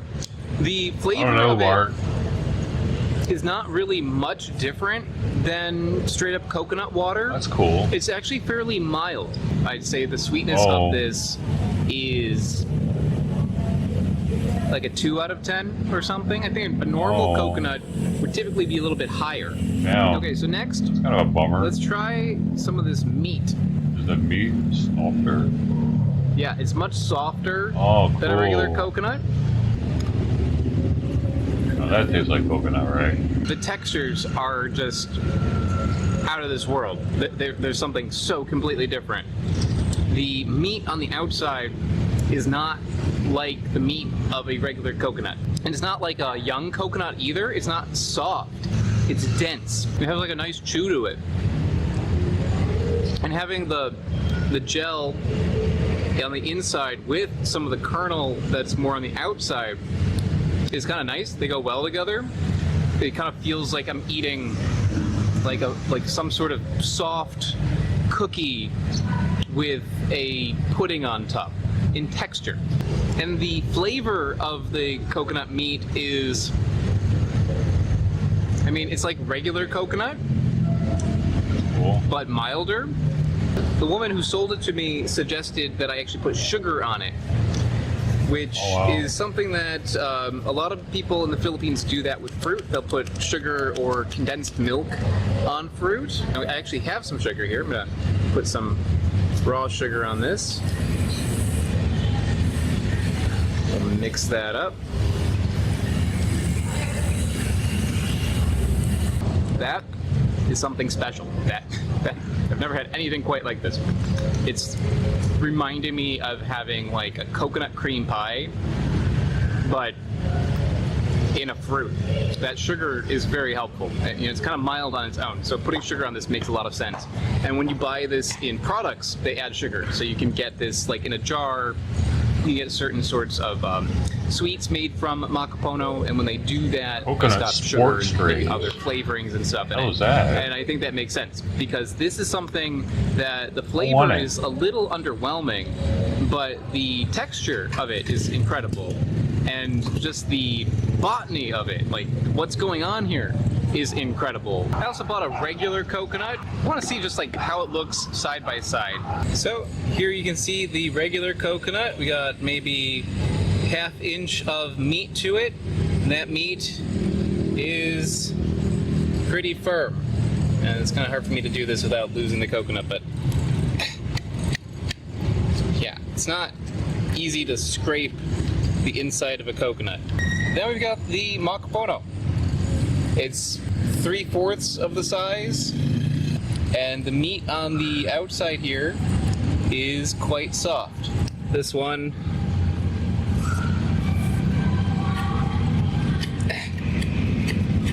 not so much. Got some of the regular coconut. Nutty, fatty, good sweet. point. No tartness. I think everybody Sweetness likes on that. it. I mean, it's not super high. I mean, you've had a coconut. You know how sweet it is. It's maybe like a 3 or 4, something like that. But the main difference, of course, is that it's crunchy. You know, it's really hard. Now, the macapono,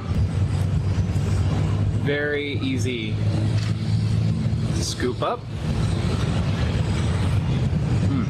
Yeah. Why do we have those here, man? I want one. Not by a lot, but I would definitely try one. Like it's more like a 2 or something. Simon's grooming himself but the coconut here, on my lap, which I don't think is a especially flavorful regular coconut, it has more flavor than the macapono. You know, it's a really good sign that he's licking him. Well then, I am back in New York City, and as you can see, the footage is a lot better now. That is because I am now using my camera, and when I was in the Philippines, my battery died, so I was using my phone. I want to add one more thing about macapono. Macapono products. See, I think this is an important thing to talk about because macapono, the coconut, is not super common. Like a lot of people in the Philippines have not had it. It's not like a super common thing, but products using it are. So I have 2 products today. I have macapono ice cream and I have macapono strings.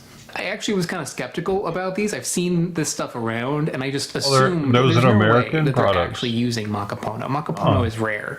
They must be using coconut and just saying it's macapono.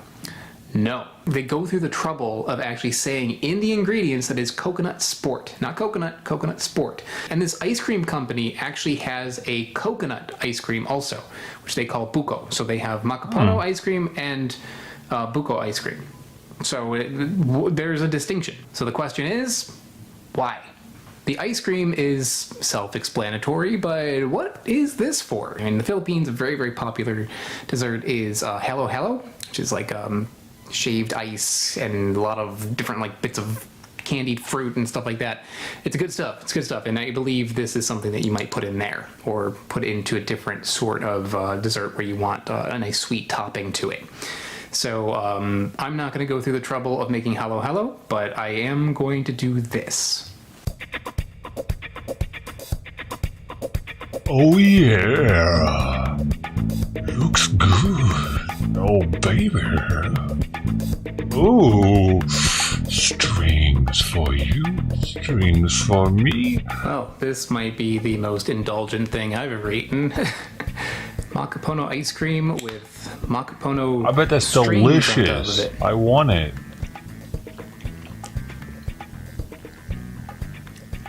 I mean, that is really tasty. That's really, really good. I don't know if you were to give this to somebody that they would know it was different than just coconut ice cream.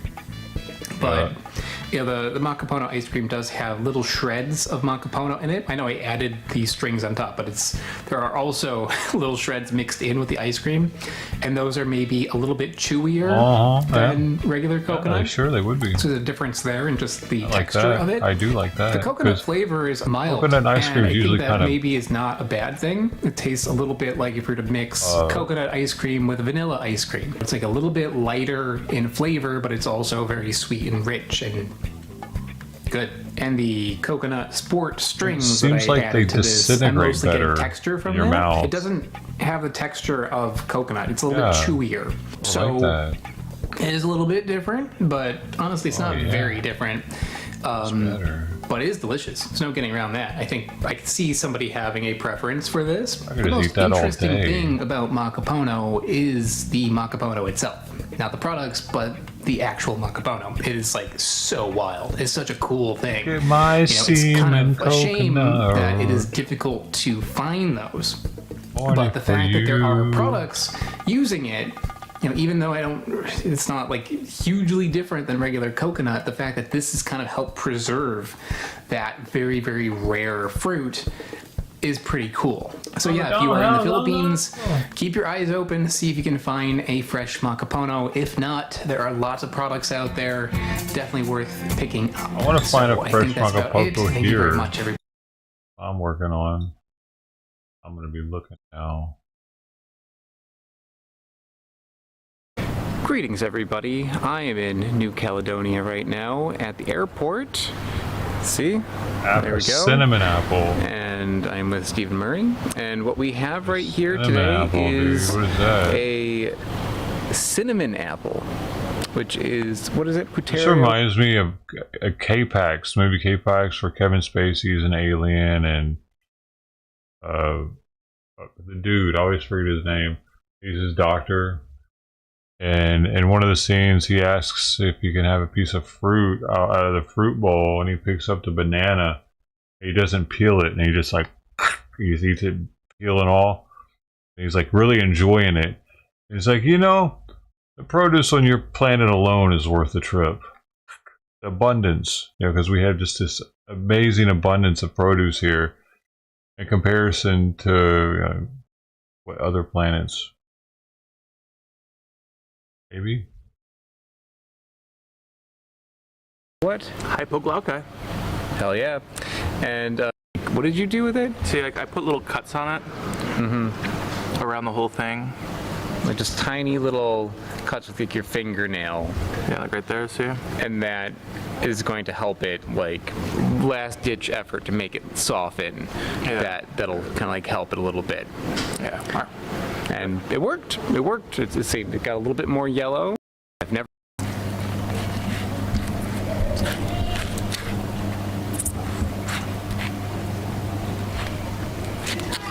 And then watch. Oh wow. That is right. That looks very different. Doesn't look like any other kind of puteria that I've seen.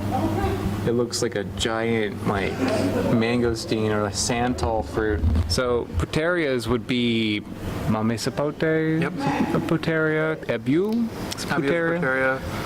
It's a really huge genus, Lucuma, Canistel, and then there's a ton of minor. I think it also has like 600 species in the genus. It's amazing how many and this fruits tastes we nothing have. like any of them. This is the doesn't look like them. Distinct. It actually is two fruits in one. So there's the outside part and the inside part. Oh wow! And it smells great. That's a great sign. It smells like. Well, you're eating that one, asshole. Fuck out of here. He's put his nose all on the good I keep stuff. saying, man. We've had. It's the second time. There's 2 or 3 times on this trip now. That I'd be like, yo, it's your fruit. You know what it smells like. Why do you keep sniffing You it? smell it and you tell me before we taste it. Just. Well, I'm smelling a little bit of cigarettes because someone's smoking, but. It does smell like buttered popcorn. Yay! What the hell? Haha! You're right. Told you. Very. Dude, these people want to get sick.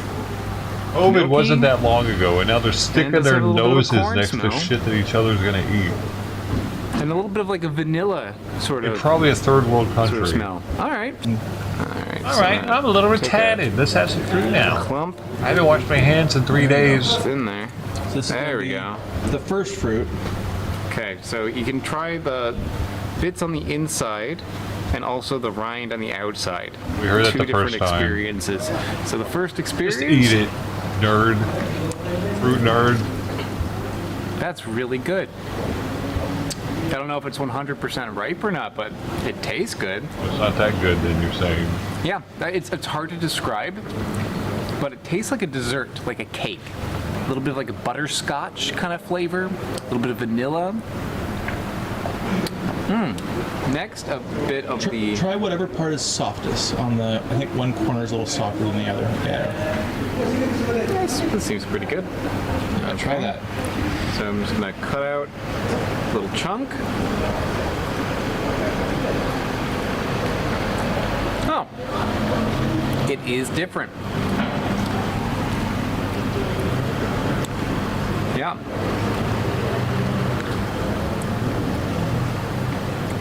That has a bit of a blackberry flavor. Weird. Like a foraged blackberry. It has a bit of the flavor of the inside, like a bit of like this kind of like sweet caramel blackberry pudding kind of flavor. I eat bones. But this additional berry sort of taste. The texture the berry, around that's the seed, the inner part is very soft and creamy. The outer bit is a little bit gritty, but not in a terrible way. That is excellent. Yeah, the two flavors together, you get like this kind of like strawberry shortcake sort of flavor. Like a nice caramelly cake with this sweet berry sort of flavor with it. That's good. To me, it reminds me of durian, but this one is not 100% ripe. Normally, it's a bit sweeter, even though this is sweet. We haven't done the numbers on it, but it's probably, what, like an 8 or a 7? Buttery. This one, not quite ripe after tasting it.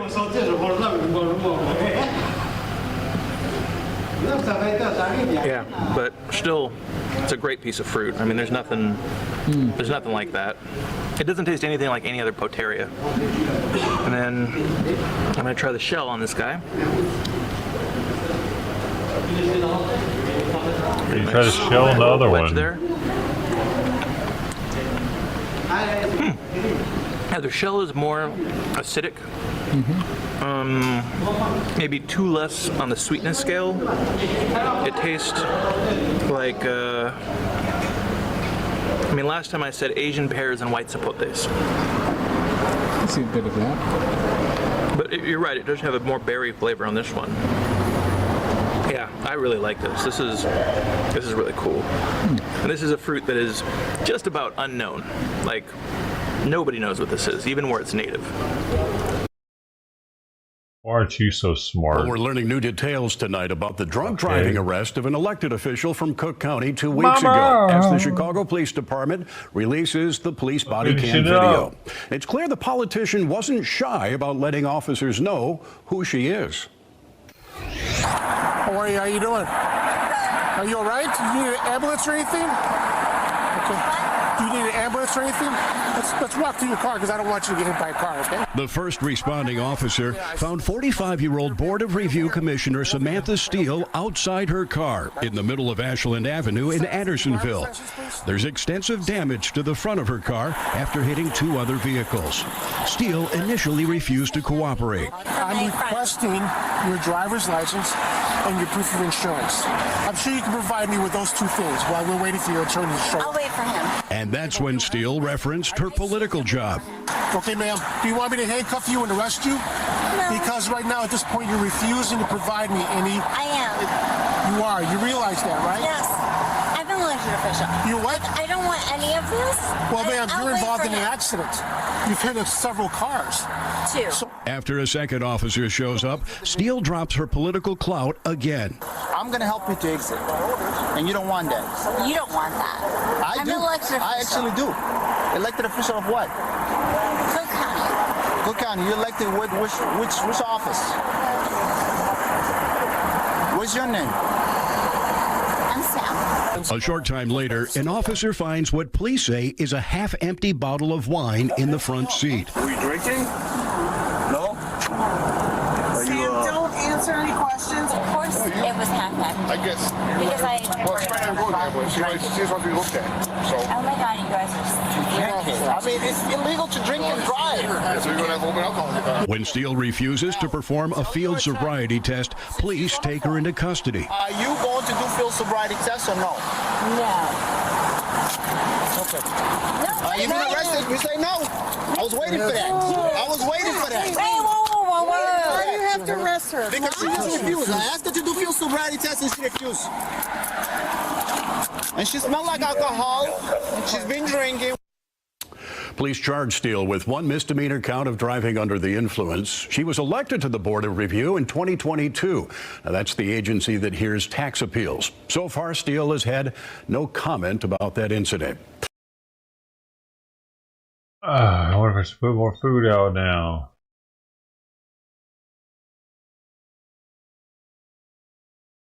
She didn't eat all of it. She's probably not too hungry. She just wanted a little snack. Well, I have one more serving of the one that Tux just gobbles up.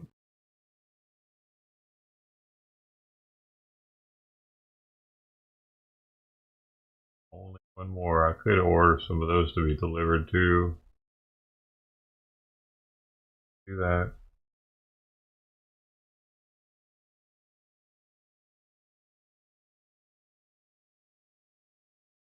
But at the same time, I would kind of like Tux to go ahead and eat all this extra food that I have left over first.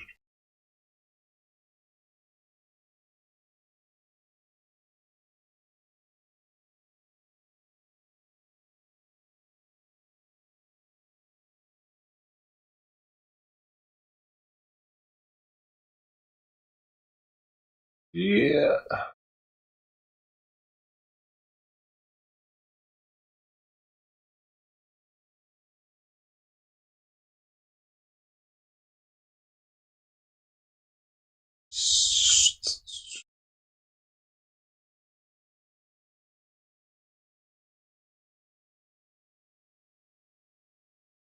Incoming NSA flags concerns over Russia-Ukraine war. Where is this escalation going, they said.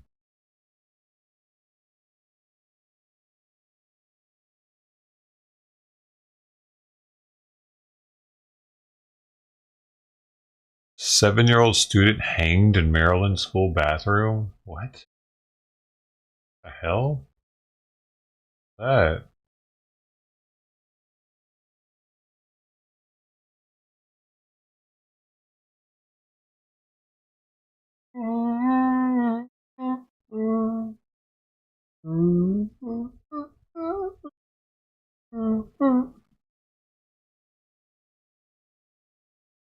Oh no, those preparing to stock their fridges to cook holiday recipes may be met with a short supply or sticker shock when it comes to one staple ingredient, eggs.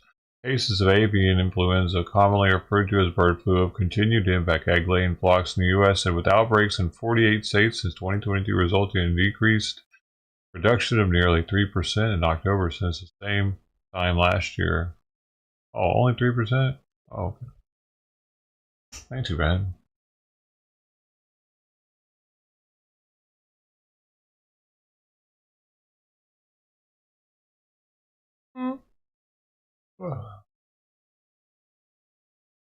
Well, should I go ahead and turn it on over to Dosho?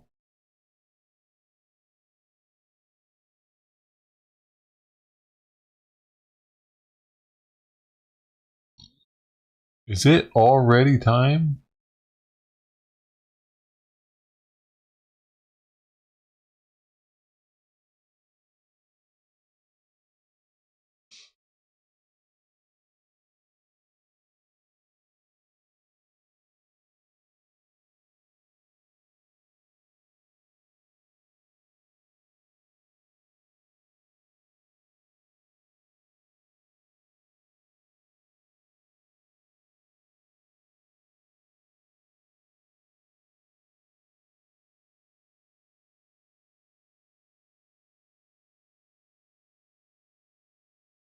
Dr. Bird.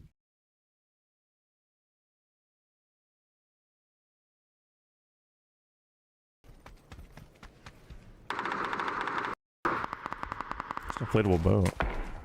There's a one Is vest it in here. already I just found one. Nice job. Thanks, dude. Took a long time, but I did it. I'll get better later in life. Just watch Bob. Game. I think Bob's ever gonna like die one day, like breaking point wise. Like he's just gonna like lose it. I don't know. And give up. I don't know. Well, yes. Well, maybe not. One's out back. I don't know if I hit him. At the wall on my ping. I missed.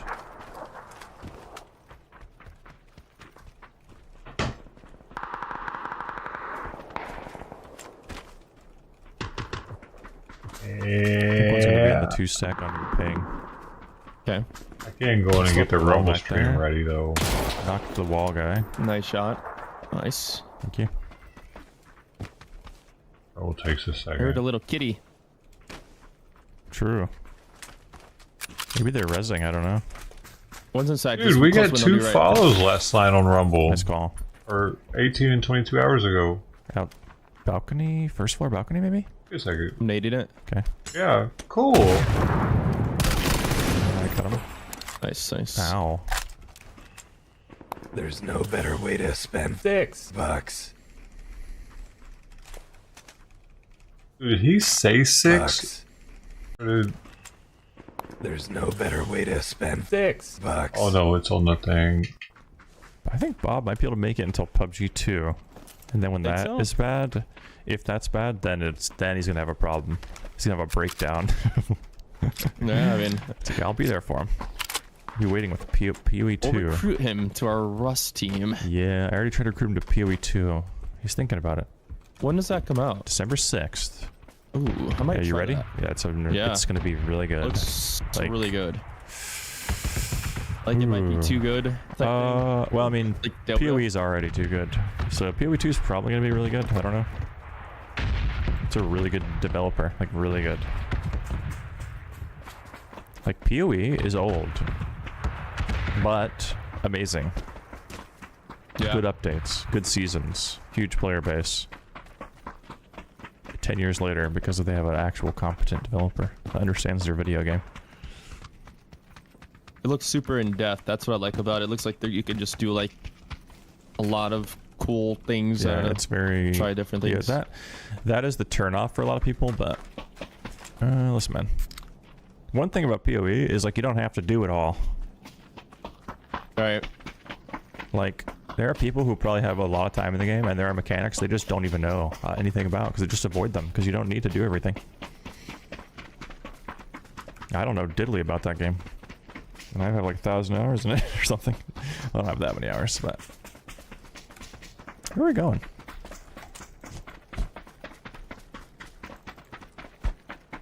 Oh, I'll definitely try it out. It looks looks good. I think I've seen some gameplay of it. I mean, it looks basically like PoE, but it's gonna be like there's a team looting here. I saw one like near my ping. It's like a brand new campaign, and it's all new stuff. So that's cool. Yeah.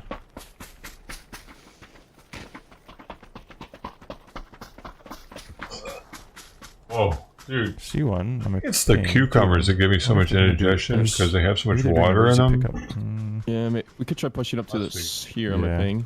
Yeah, they don't. Yeah, I'm coming. I don't know what they're doing. Maybe they're dropping loot for each other. It'll be weird though for PoE 2 because like, you know, you take a game that's like 10 years in the making, PoE, and it's like, I'm pretty sure it's like all new skill gems, new passive tree. I don't know how different it is from the original, like current game, but I mean. Is that them fighting? I don't think so, but it could be. Okay, Rumble's almost done being set up and not. I see one on the hill in front of me on my ping. Yeah, this is so this is a different team. I have a shot. Oh, this guy moved. I knocked that guy. Nice. The other one was more to the left, I think. I tagged the downed guy. He bled. I don't know where this other guy is. Oh, I think maybe on my ping here. Okay. Yeah. Nice. You killed Call of Duty. Oh my god. It's my favorite game.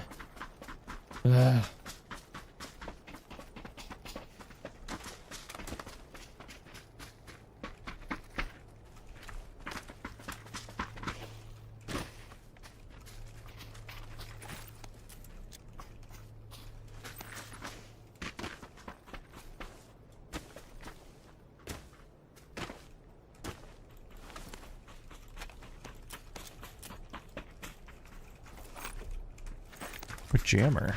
It's as done as I can get it for now. Oh, a couple more steps. Oh, in front of me, kind of close. Tagged one in front of me. I don't see him. Near my ping going left, I think. Yeah, he's ratting right in front of me. I can hear him. Alright. Low, nice.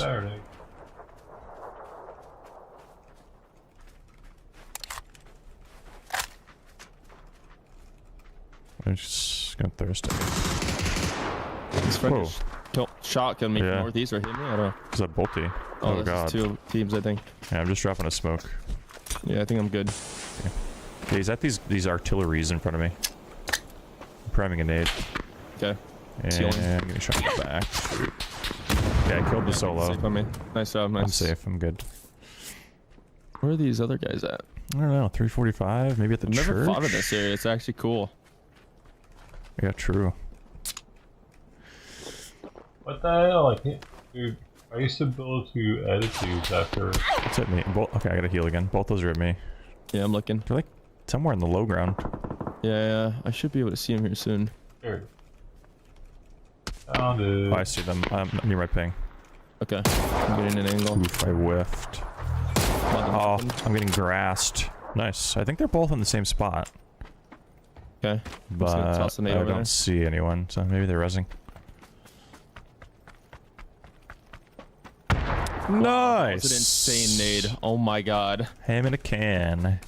Dang. We have a vehicle here too, a hard spawn. I'll pick you up. Sucks for this guy. I naded him. Just insta-dead from a nade. Feels bad. Ooh, an AUG. Oh, he had some loops, huh? $6.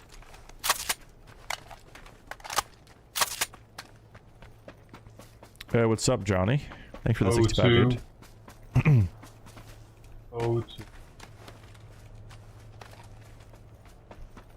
It's a Dacia driving past southwest or something. Bird. Did I try the thumb grip heavy stock? No, I didn't. I don't even want to use the M4 though. M4 feels like it shoots a beep. It's like a BB gun.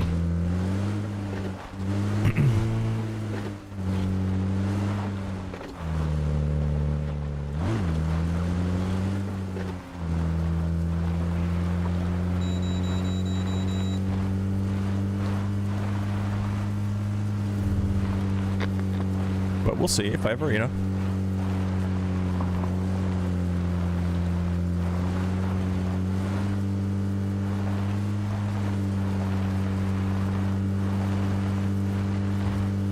Sucks the red zone is in the way a little bit here. Maybe people on our left in the compound.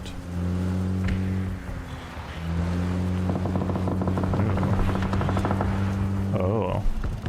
Yeah, smoke's here. Yeah. Nice. It's done. I'm just gonna, I think, take that and go. Yeah, we nice take kill. those. I think they were shooting at someone like down here somewhere. Okay. I don't know. There's a blown up car down here. Parachuters in front of us. 210. I think they're going to where I wanted to go. Cut them off. And maybe. Oh, they're getting. This is risky, but we might be able to. They might not know. They're distracted. Yep. Maybe they're on the roof or something? No. I'm just gonna jump out. Yeah, out back. Nice. Nice, dude. Where was that guy? Nice. Oh, yeah, I just couldn't see him. Wow, he was Christmas skins. Wow. Merry Christmas, guys. Enjoy your present of death.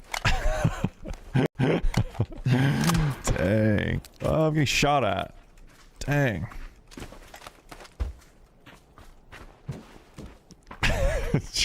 Yeah, that was good. Thank you.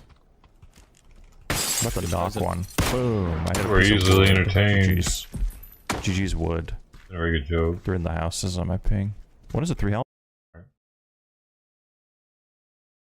Is it, like, I've noticed that oftentimes really successful streamers over exaggerate the humor of people that they're streaming with and their viewers.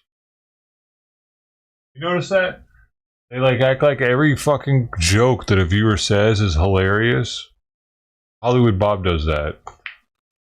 And like if you're playing with somebody and they're streaming also, they act like everything they make those a slight joke and they over like oh man. You know, I don't do that shit. Get out of here. I don't find you funny.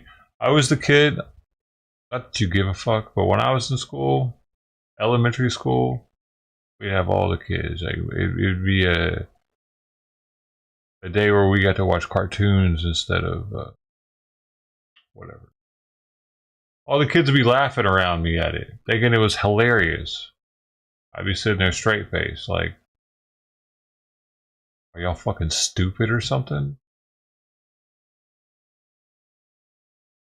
It's not that funny. I was already watching adult movies at that point. I had older brothers, so I was listening to adult humor. Cartoons just didn't do it for me.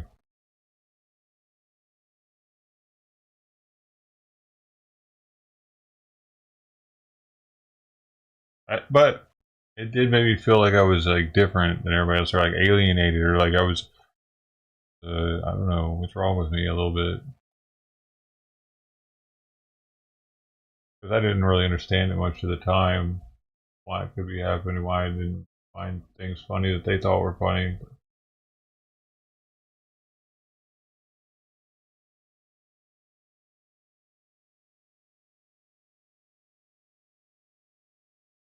Because their parents were only letting them watch Disney movies, but mine were letting me watch whatever.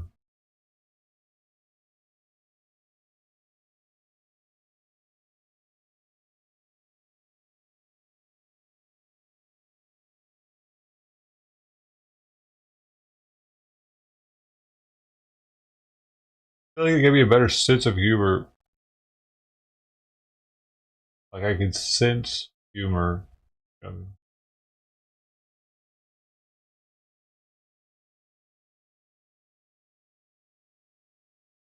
While they were being fed humor. Like cartoons, it's so in your face with it. It's like there's no. I mean, it's children's cartoons, so there's not much room for imagination, the humor of it. Unless it's a cartoon that's made for both adults and kids, then you know they get a little slick with it.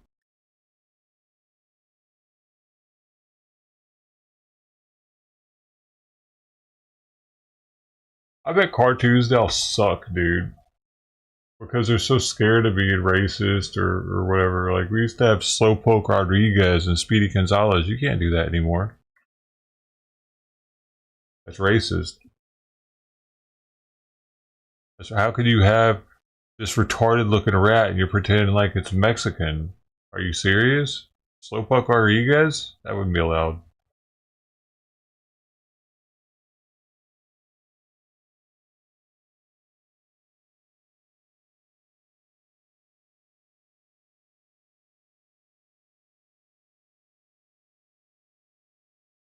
Dude, this thing ain't doing right. It's cashing me out way before it should. I think it's because it's dirty down below here.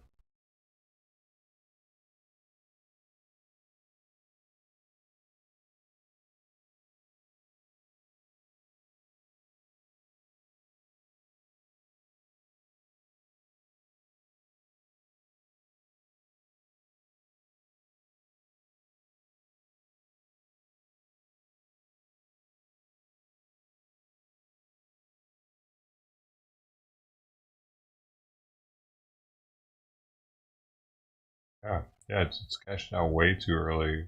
I'm not getting anything at the higher temperatures.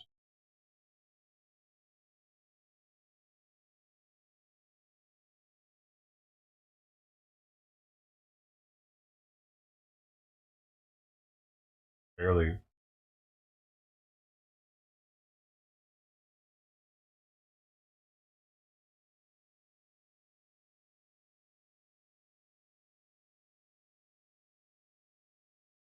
Yeah, let's do it. I need to do a deep clean on it, probably. Doing something where it's making it get too hot in the beginning.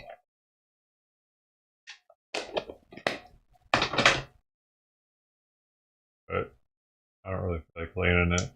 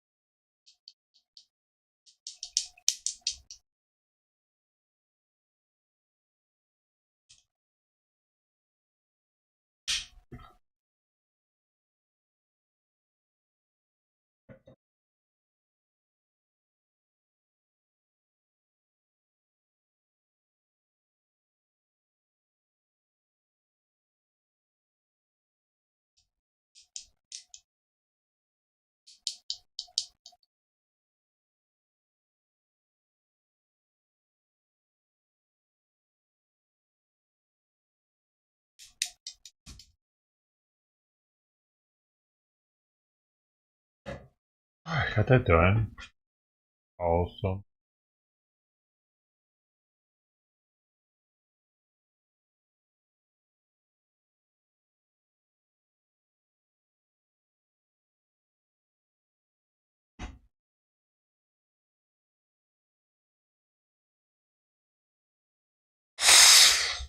Alright, y'all, shut this one down.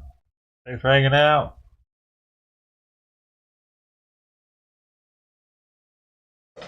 See you on the next one. Everybody.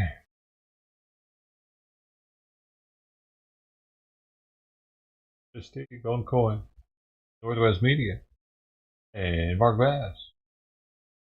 Electric Glue.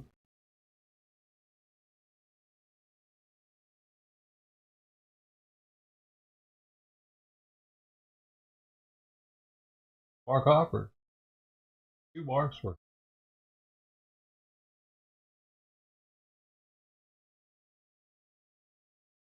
See y'all on the next one, hopefully. Have a good day. Bye.